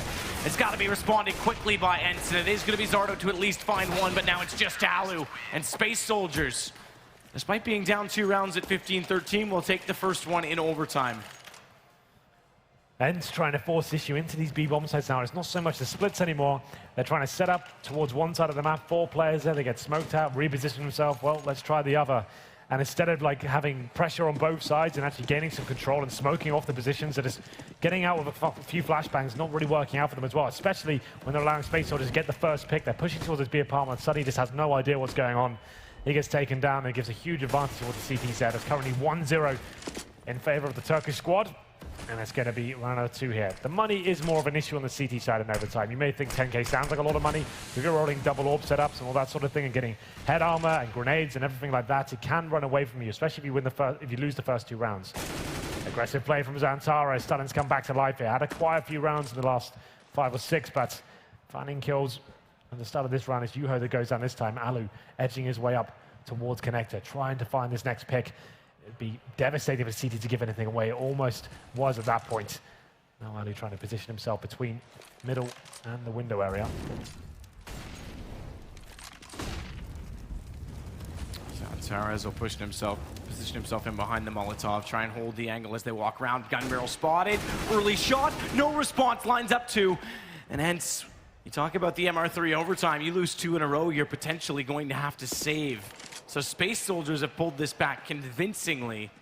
As Zarda has to try and 1 versus 5 this. It might even just be worth it. 37 seconds, mind you, to save the AK-47. The kill on Des will allow more positioning to try and do so. But it's still a desperate achievement. Was it MR3 10K? It looks like 16K to me. You can see Zantara's has $14,000, and even after losing this round, the T's are going to have... You're actually right. Close to 10. This isn't right. This is right. This is MR3 10, 16K. You can see after losing 2 rounds in a row, Zart has 10K. Yeah, that's a little bit bizarre to me, actually. So this must be MR3 16,000, which is not common, but I guess it's a thing. Or unless we're getting an MR5 with a miscount at the top. No, so I watched it. Yeah, totally. Yeah, I watched an overtime yesterday here. They're using the same rules as far as I know. Anyway, well, that's interesting. So the save does not apply, which in some ways is actually kind of, I think, a good thing. It keeps the overtime exciting. Because that's always one of the most disappointing things in overtime is that if you do have to save, yeah, okay, sure, you lost 2 rounds in a row, but it kind of takes away from the sudden death element of overtime. It's definitely fine. It's just like, it's not traditional. Right. What we used to say, right? But maybe we need to look at the rules. Anyway, Space Soldiers have got the auto sniper out. It's one of those weapons that you have when you're really high rolling in cash and everything's going in your favor. You're going to throw something a little bit more exciting into the mix. And certainly going to be happening. This one is the final round of the first overtime here that we'll be swapping over. It's currently 2-0 in favor of the Space Soldiers. And Alu back on the AWP. If it was a 3-0, it puts a tremendous amount of pressure on the Finnish side. And they were 15-13 up at one point after quite a large deficit at the start of the game. These close ones are always the most difficult to swallow after you lose them. The loser of this game does face Tricked in the decider match after this. A best of 3 as well.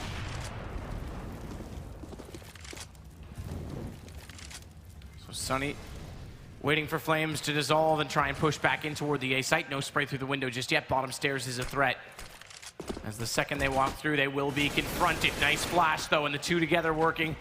It's going to be Zarda to get down Paz now. He's just going to watch to make sure no one pushes back through on the rotation and allows Sunny inside of the site. But Tuzik's coming in from B on the catwalk, is able to drop down Alu from a distance. Still the man advantage, bomb planted. And it's planted in a fairly safe and default position, watching out toward A main. Good pick from Yuho as well. As it comes down to just 2 players remaining, Space Soldiers. They've managed to pick up Nasu. Both players revealed in the process, and they're playing long enough away, but Desp gets up on top of Ticket Booth. Zarda gives himself up. It's still a 2 versus 2. Molotov goes down early. Thankfully, Yuho wins the duel against Zantares, but Desp still has the AWP in the open. He's got a tap to try and bait out 2 remaining players, and that is a tall order. Round going to go to ENCE. I really like those rounds from ENCE. When they're not trying to do elaborate fakes time and time again, they just keep it simple. They get the mid control. They just group up together. They've got some crazy good individuals. Just do those rounds. Just stick together, go for a choke together, a couple of flashbangs. That works tremendously. They try so many sort of elaborate places on the map, just walking around for so long, then forced to go in after they've expended most of the utility. I like those kind of rounds, and rip everyone's ears in the crowd. What is this? I'm sorry. You should use a headset like I do, it locks it onto your ear. That's the idea. I don't know how yours reaches all the way around. I'm sorry, everyone. It's not as bad for everyone in the arena as it is for everyone in Twitch. So, rip headphone users. I'm not wrapping it around anymore. It doesn't work. Okay. So we have been confirmed. The 16K is correct. We weren't saying it was incorrect. We're not saying it was.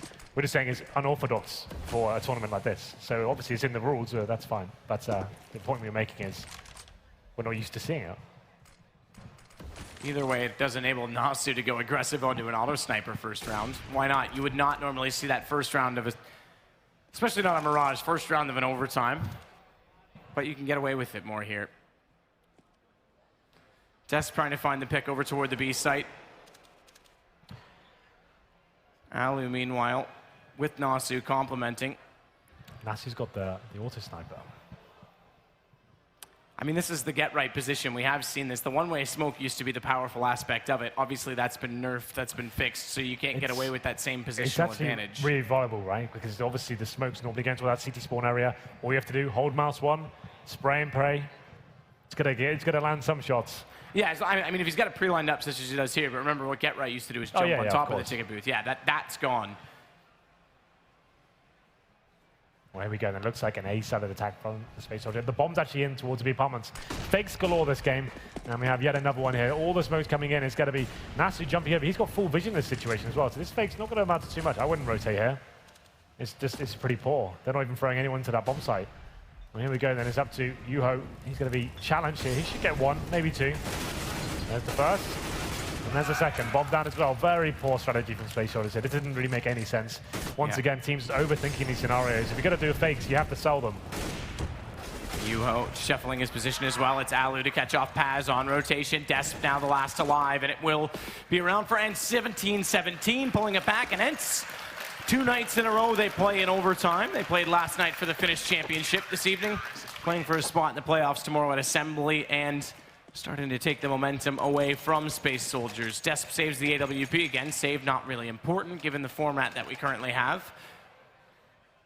But they'll bring out AKs immediately around this, and still they'll have that auto sniper up. Nasu the one holding it. Well then, here we go then. 2 rounds to go. Scoreline currently 17-17. Nothing separating these guys as we go into round number 5 of 6. Will be the slow default once again from the Space Soldiers. First to 19. No one giving anything away. I haven't seen much aggressive CT play, but that's evident with the bar. When you have those double sniper setups, it becomes a lot harder to actually push up towards those aggressive positions, get the first kills. You're more reliant on these kind of turret mentalities, and that's Nasu once again in the same position. He was the one who got them that really key bit of information last time. All the smoke's come in. He just dropped on the ticket booth, and he said, well, no one's actually coming, guys, so don't rotate. They've just used all their utility and got nothing left to actually get to the bomb site now. So even spread again, a minute to work with. Space Soldiers trying to bleed down the CTs, but they've held on to quite a bit. In fact, they've got 5 Molotovs still to counter out this entry. 3 smokes, a 4th that just was thrown. So ENCE is being quite patient with this. They're going to play the Space Soldiers game. They're going to allow them to just go ahead and sit back all they want and force the hand late. And it could be a good read. Zontaras again, he's going to go toward top middle. First half had good success with the AK. We talked about his ability to find picks that were required. But this time he's completely limited. Smokes go both directions. 6 smokes now swarm the map. And Zontaras has no vision. Wrap toward Catwalk is the play, but Zarda, he's going to flash himself through it. He's in behind them, and he's actually going to hide. Yuho's going to do the same. He can pop back out. He's going to surprise them and take them down as Tuzix gets drop bomb inside of the platform, and Yuho's going to Molotov that off as well. It's on to Desp once more. He has managed a nice shot on Alu up close inside of Market. Nearly hits a second, but Nasu's auto sniper prevails, and it is going to be ENCE taking the lead for the first time in overtime. Well, one more round will do it.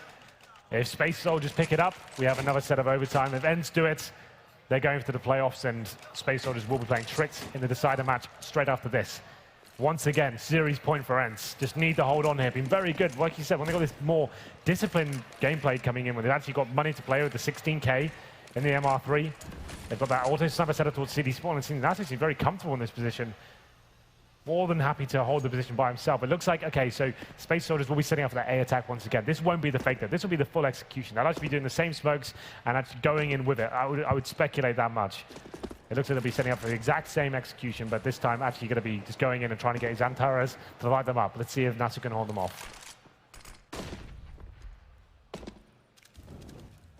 Alu mid this time, trying to find the opening pick, but it's going to be an A-set execution from Space Soldiers. No one even considering a default on B side of the map. Zontaras burning alive early on. Still has his flash sets to try and walk out, but no one playing in shadow. No one going to be caught by those right off. Nasu down, though, could be this problem as the smokes do come out. Heavy smokes at that top of the stairwell. Paz, he makes it a 2-man advantage, and Sunny can't close out that kill inside of the palace. That would have been enough to make the difference on the retake, but now it's going to be a tall order as they also saved a smoke again to double up on jungle in the post plant.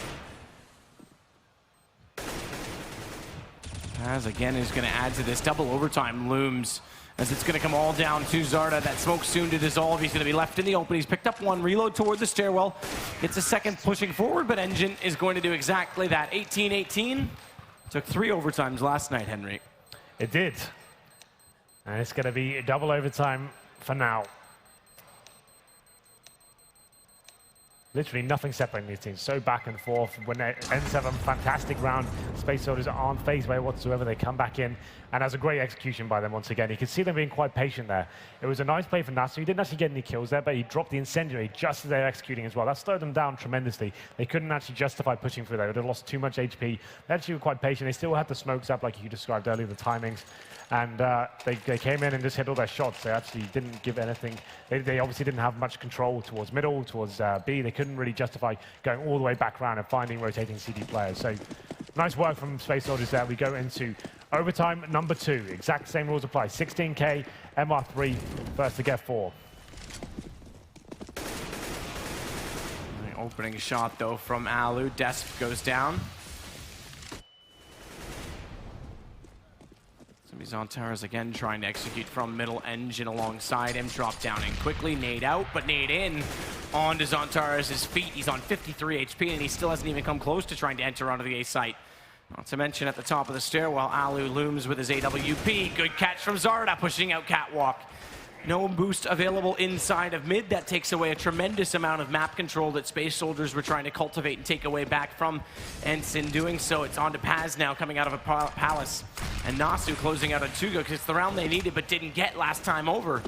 But it should be a 1-0 start in double overtime. Looking that way, very efficient round here from ENCE, just locking them down every single chance they had. Everyone chiming in here, just Yuho hasn't got a kill yet. It's going to be Paz, the last remaining player. Money, like we said, isn't a factor in MR3 16K, so he might as well try and do what he can.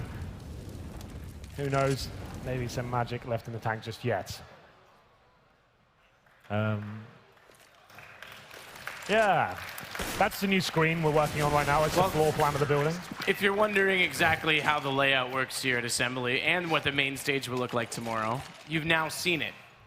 Make sure you return your trolleys as well. It's very important you do that, Matt. I know I saw yours backstage. Actually, the truth is, Henry, we went over to get food, and you got up and just left the cafeteria, and I literally had to put my food and your food on the trolley.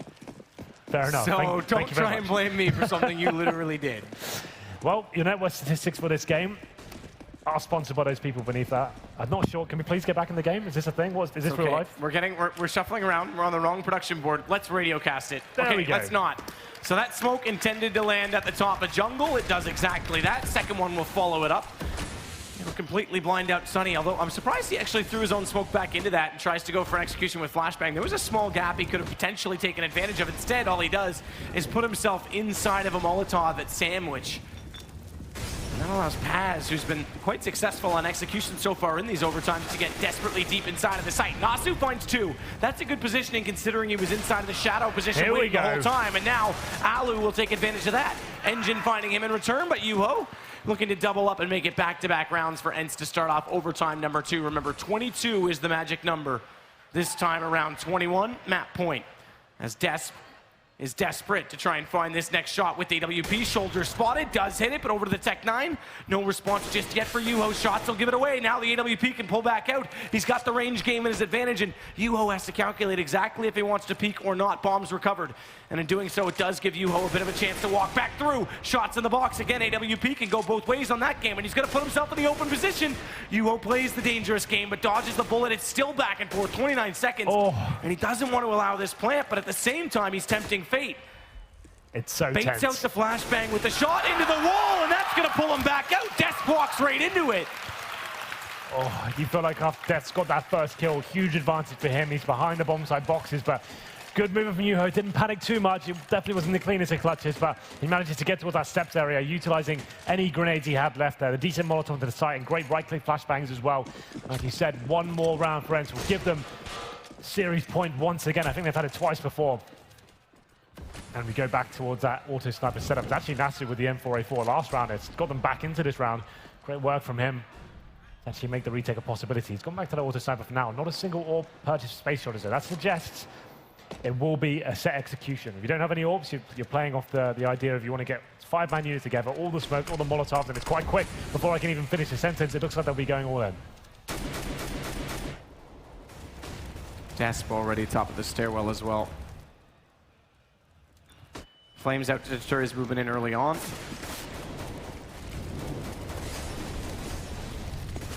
Smoke dissolves already on top of the jungle, but Desp jumping over doesn't even make it all the way across regardless. Alu finding 1. That gives away his position. Desp able to find it with the AK-47. Second opportunity, but Sunny responds. Nasu, he's looking to put them on map point very early as Space Soldiers have gone flat late in the game. Second overtime, it's all been ENCE so far. Good shot from Zontaras, though, and perhaps I've spoken too soon because Engine, he goes around the corner, and it's Sunny that gets caught off guard. 2 versus 2. Bomb coming back toward the site, and Yuho, he can't get the lineup, but he does take Engine. It's going to leave Zontaras in the open, and Nasu, he'll complete the task. The defuse comes in, and all 3 CT rounds go to ENCE. Much cleaner this time. 3-0, the first time we've seen this.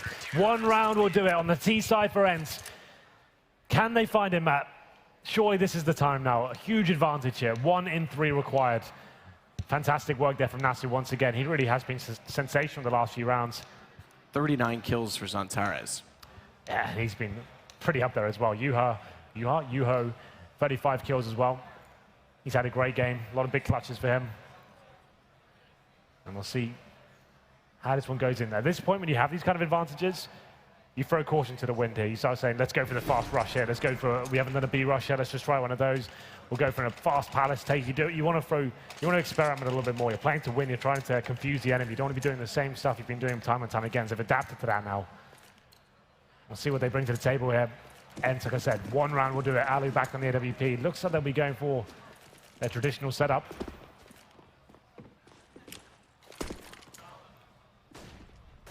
Engine's going to push back out aggressively in toward A main. Nasu and Zarda the ones waiting this time. Bomb in the hands of Zarda. Sunny still has a smoke to work with inside that B courtyard. But that top mid smoke that's thrown, that's not an easy 1-2 throw. It's thrown from the little platform outside of the vent. It deters so much. It discourages the T's from walking around. So even though they throw the catwalk smoke, Yuho's scared to take the corner, scared to get himself in a position, and it buys so much space for Space Soldiers. Nasu going to set for the top jungle smoke, but again, right now, he's only working with 1 other player on this A site in the form of Zarda. Engine, meanwhile, going to re-smoke off on Palace. Again, 59 seconds. They're just trying to buy space and time. Time ticking away though, and the CTs do have 3 players towards the A site. It looks like an A split coming in. You can see 2 players for ENCE. It could be Sunny and Yuho towards the mid area. Smokes will go over flashes as well, but they haven't got real much mid control right now. I guess they're going to be coming in later once the round has been established, but Engine waiting for them towards Shadow. Desp in CT spawn as well with the AWP. This is actually quite good because the smoke's cut off the inside of the site, but don't account for 2 players pushing through. However, Space Soldiers don't care. All 5 stay alive and all 5 ENCE players go down. If the 2 players late from middle, Yuho, hadn't been able to come up and catch off the player in jungle, they could have actually flanked out those trying to retake or deny the take from ENCE. So that's actually a really good play from them to shut that down. That's sensational. They did all 5 frags in that quick succession. That's pretty unheard of. And ENCE now need 1 in 2. One of their lives has been eradicated, and we're going to a faster play here, not doing the default once again. Like I said, they probably want to be experimenting a little bit more, trying to not just do the default set into a set piece. It's pretty well telegraphed. That's the mentality they're going with right now, but I've got the mid control this time. Alu, Sunny and Yuho towards the top middle, Paz in towards that connector area. Xantera, so this is the problem. He's towards Shaw and he's looking to go aggressive here. Good shot, Yuho to start it off, though, and it's exactly that. Xantera's caught in the open. Better shot, Alu. Paz is the only player that can shut them down trying to rush Catwalk on B. So that's a massive kill for Alu to get because it isolates Tujuk. And as he falls, bomb site given up. Nasu's late with the bomb, but Desp does not have position yet. Keep in mind that Sunny and Zarda are extremely low. This round could do it for ENCE. As Engine tries to walk back up Catwalk. Catch them in the act of trying to get post-plant positions. Aggressive peek, Desk completely smoked off. He's got to wait this out. There's kits on both players, but already they're down to about 30 seconds or less just to get 4 kills. 1 done. Engine starts off with Sunny, but 1 less to go. And ENCE, they'll close it out. 22-19, they'll go straight through to the finals. Another overtime victory for ENCE, and they do manage to deliver in the second set. 3-0, very clean CT harvest. They adjusted very well indeed, and it's good to see them actually coming to life there. Actually, pretty impressive in performance. Still some shaky times, it has to be said. It definitely wasn't the best they can possibly be, but in regulation time, a lot of their players stepped it up. Yuho getting, 35 frags towards the end. We had Sunny with some great moments as well. Alu, very quiet in the first half of regulation. Remember that CT side didn't really get much going, but he made up for it in the second. So, overall good performance, and there's going to be Space Soldiers now going against Trix as our final game of this evening. Yeah, exactly. Best of 3 as well, so probably a little break required for Space Soldiers. Yep. I definitely have to fix this nonsense. Please fix it. I can't move. I don't know what happened. I think it wrapped around itself like 17 times. That said, we will go over to the analyst, and this time Lurpus is actually joining us for the segment. What a treat. Yeah, he's on time this time around, but I think you're going to be the best guy to give us a bit of an insight on, especially from ENCE's point of view, since you were behind them. Yeah, this time I coordinated my comeback, so I told him to stay put so I can actually debrief the game afterwards. Okay. Once we've broken it down here. No, I mean, obviously had a very rough opening half. Didn't really get that many things going after, even after winning the pistol round. Xantares was just amazing in that first half. Like 20 kills. He won something like 3 to 4 rounds by himself, just getting the 2 entries, especially the first 2 weapon rounds. Both of them, he got 2 entries getting into A. He just had an amazing game, and he really kept them going early on. They had a solid comeback in the second half, frankly. I think Space Soldiers had A on lockdown, so they were kind of lucky to get those couple rounds in A, because that was what really allowed them to keep running that same strat that saw Yuho get boosted up in window and get the flank going. If they didn't win the occasional round in A, no way they don't hold that. So I think that actually wound up being the final nail in the coffin, what really allowed them to do that. Yeah, exactly. I think Space Soldier really played that A side really well. It was only exactly when Yuho was in window, and when he managed to get that 1 kill, so that the CTs had to kind of rotate and be aware of the fact that there might be one just pushing the jungle, that they got uncomfortable, and ENCE managed to close it out. But then, I mean, Xantares, we highlighted him before the game, and he was, just like Tom was saying, he was the guy to produce. I mean, he would win AWP AK-47 duels with AK-47 against Alu in middle. You know, it's things like you don't see every single day, do you? So definitely first half ran super hard. Their CT side it has been their problem, but also in this one, they just did not manage to string rounds together until the very late part of the half. Yeah, no, I still like the fact that they do have so much confidence, though. Even though, as you were saying, they were struggling with their CT sides, but they did have the confidence to actually do a full eco at 14 to 13, and actually allow ENCE to get up into match point, still have confidence in the fact that, well, if you get some utility and at least weapons, we should be able to mount a reasonable defense, which you see a lot of teams, or less and less teams actually do these days. So, you know, that was kind of cool thing that actually shows mental fortitude. But I was starting to get worried for ENCE towards the later stages, because you mentioned this A split that they do where they basically have, I think it's Yuho and Exart going through underpass, having Yuho boosted up into CPL. That actually got them out of quite a few sticky situations when their B splits weren't working anymore versus Space Soldiers. And towards the end there, Space Soldiers kind of got the reads on it, because ENCE weren't doing anything different to actually throw them off with how they set up for these smokes. Now they were setting up for that execute, so eventually Space Soldiers started kind of to get a good idea of what was going on, started to get early rotations and that type of stuff. So I was really worried for ENCE going into that overtime, but their CT side definitely stepped up once we got into the extra time. I feel there's credit to be given to Space Soldiers D side too. I mean, it's not only just ENCE, it's also Space Soldiers. Just their A executes, for example, were really good and really thought out. You saw them just making sure they were covering every single angle. Xantar is getting a lot of kills through smokes, for example, just spamming common spots, them always molotoving the most common spots the cities would be, and ENCE would fall for those tricks, you know, plenty of times. But at the same time, they also had good awareness of taking over middle, and then had a really effective B split where basically they forced ENCE to play passively in B, where Xart was kind of between two possible angles where he could be shot at,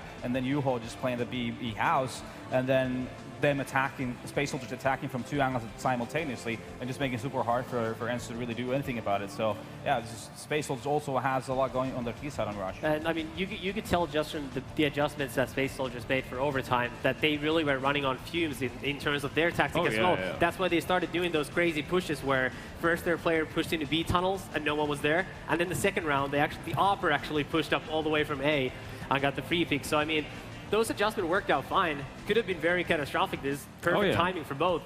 I mean, very, very solid game. You rarely get that good of a game in a group stage. A lot of the time, you sort of have a picking order in the group stage, for sure. And you don't really get those close overtime games. ENCE has now played what, like 6 overtimes in the last 24 hours? Exactly. That's an achievement in itself. And I mean, we expected this to be a match of the day, didn't we? So I feel like we lived up to it. I'm pretty sure we did just have that, because I feel like Space Soldiers, even though I was telling maybe you that it might be a little bit hard for the team losing this match in double overtime to go to play a best of 3 right after, but I still feel like Space Soldiers is going to be a way better team than Trick, so they should be, in my opinion at least, handily taking care of that matchup. But that being said, do you have any closing thoughts before we throw it over to the winner interview? Just really happy to see such a good match towards the end of the day. Normally, when people get tired as the day goes along, but that kind of a game just keeps you on your toes the entire time. So that was really nice to see. The only thing I'll add is I actually think winning this game, I don't think it really matters which of the two teams ENCE plays in the semifinals, but I think it matters because they had to be here till like 3 a.m. last night.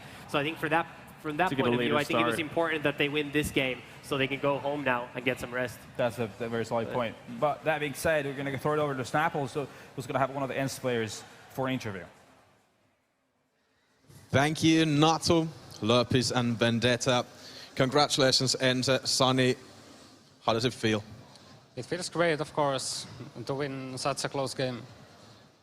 You guys won first pistol, and then something happened, and you came in timeout. What did you talk on that timeout? Actually, we didn't change anything. We just cleared our heads and tried to focus more on the coming rounds, because we are slow starters, as everyone knows, and I'm just happy that we won in this game. Okay. Quick question. What is going on through your mind when you're playing overtime? Something like we need to win this. Playing Epsilon tomorrow on the big stage, how does that sound? How are you going to prepare on Epsilon? Epsilon's playstyle fits us well. We like to play against them. We have played them many times online.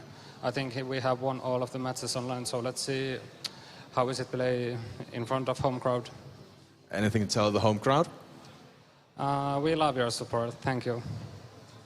Thank you for your interview. Congratulations once again.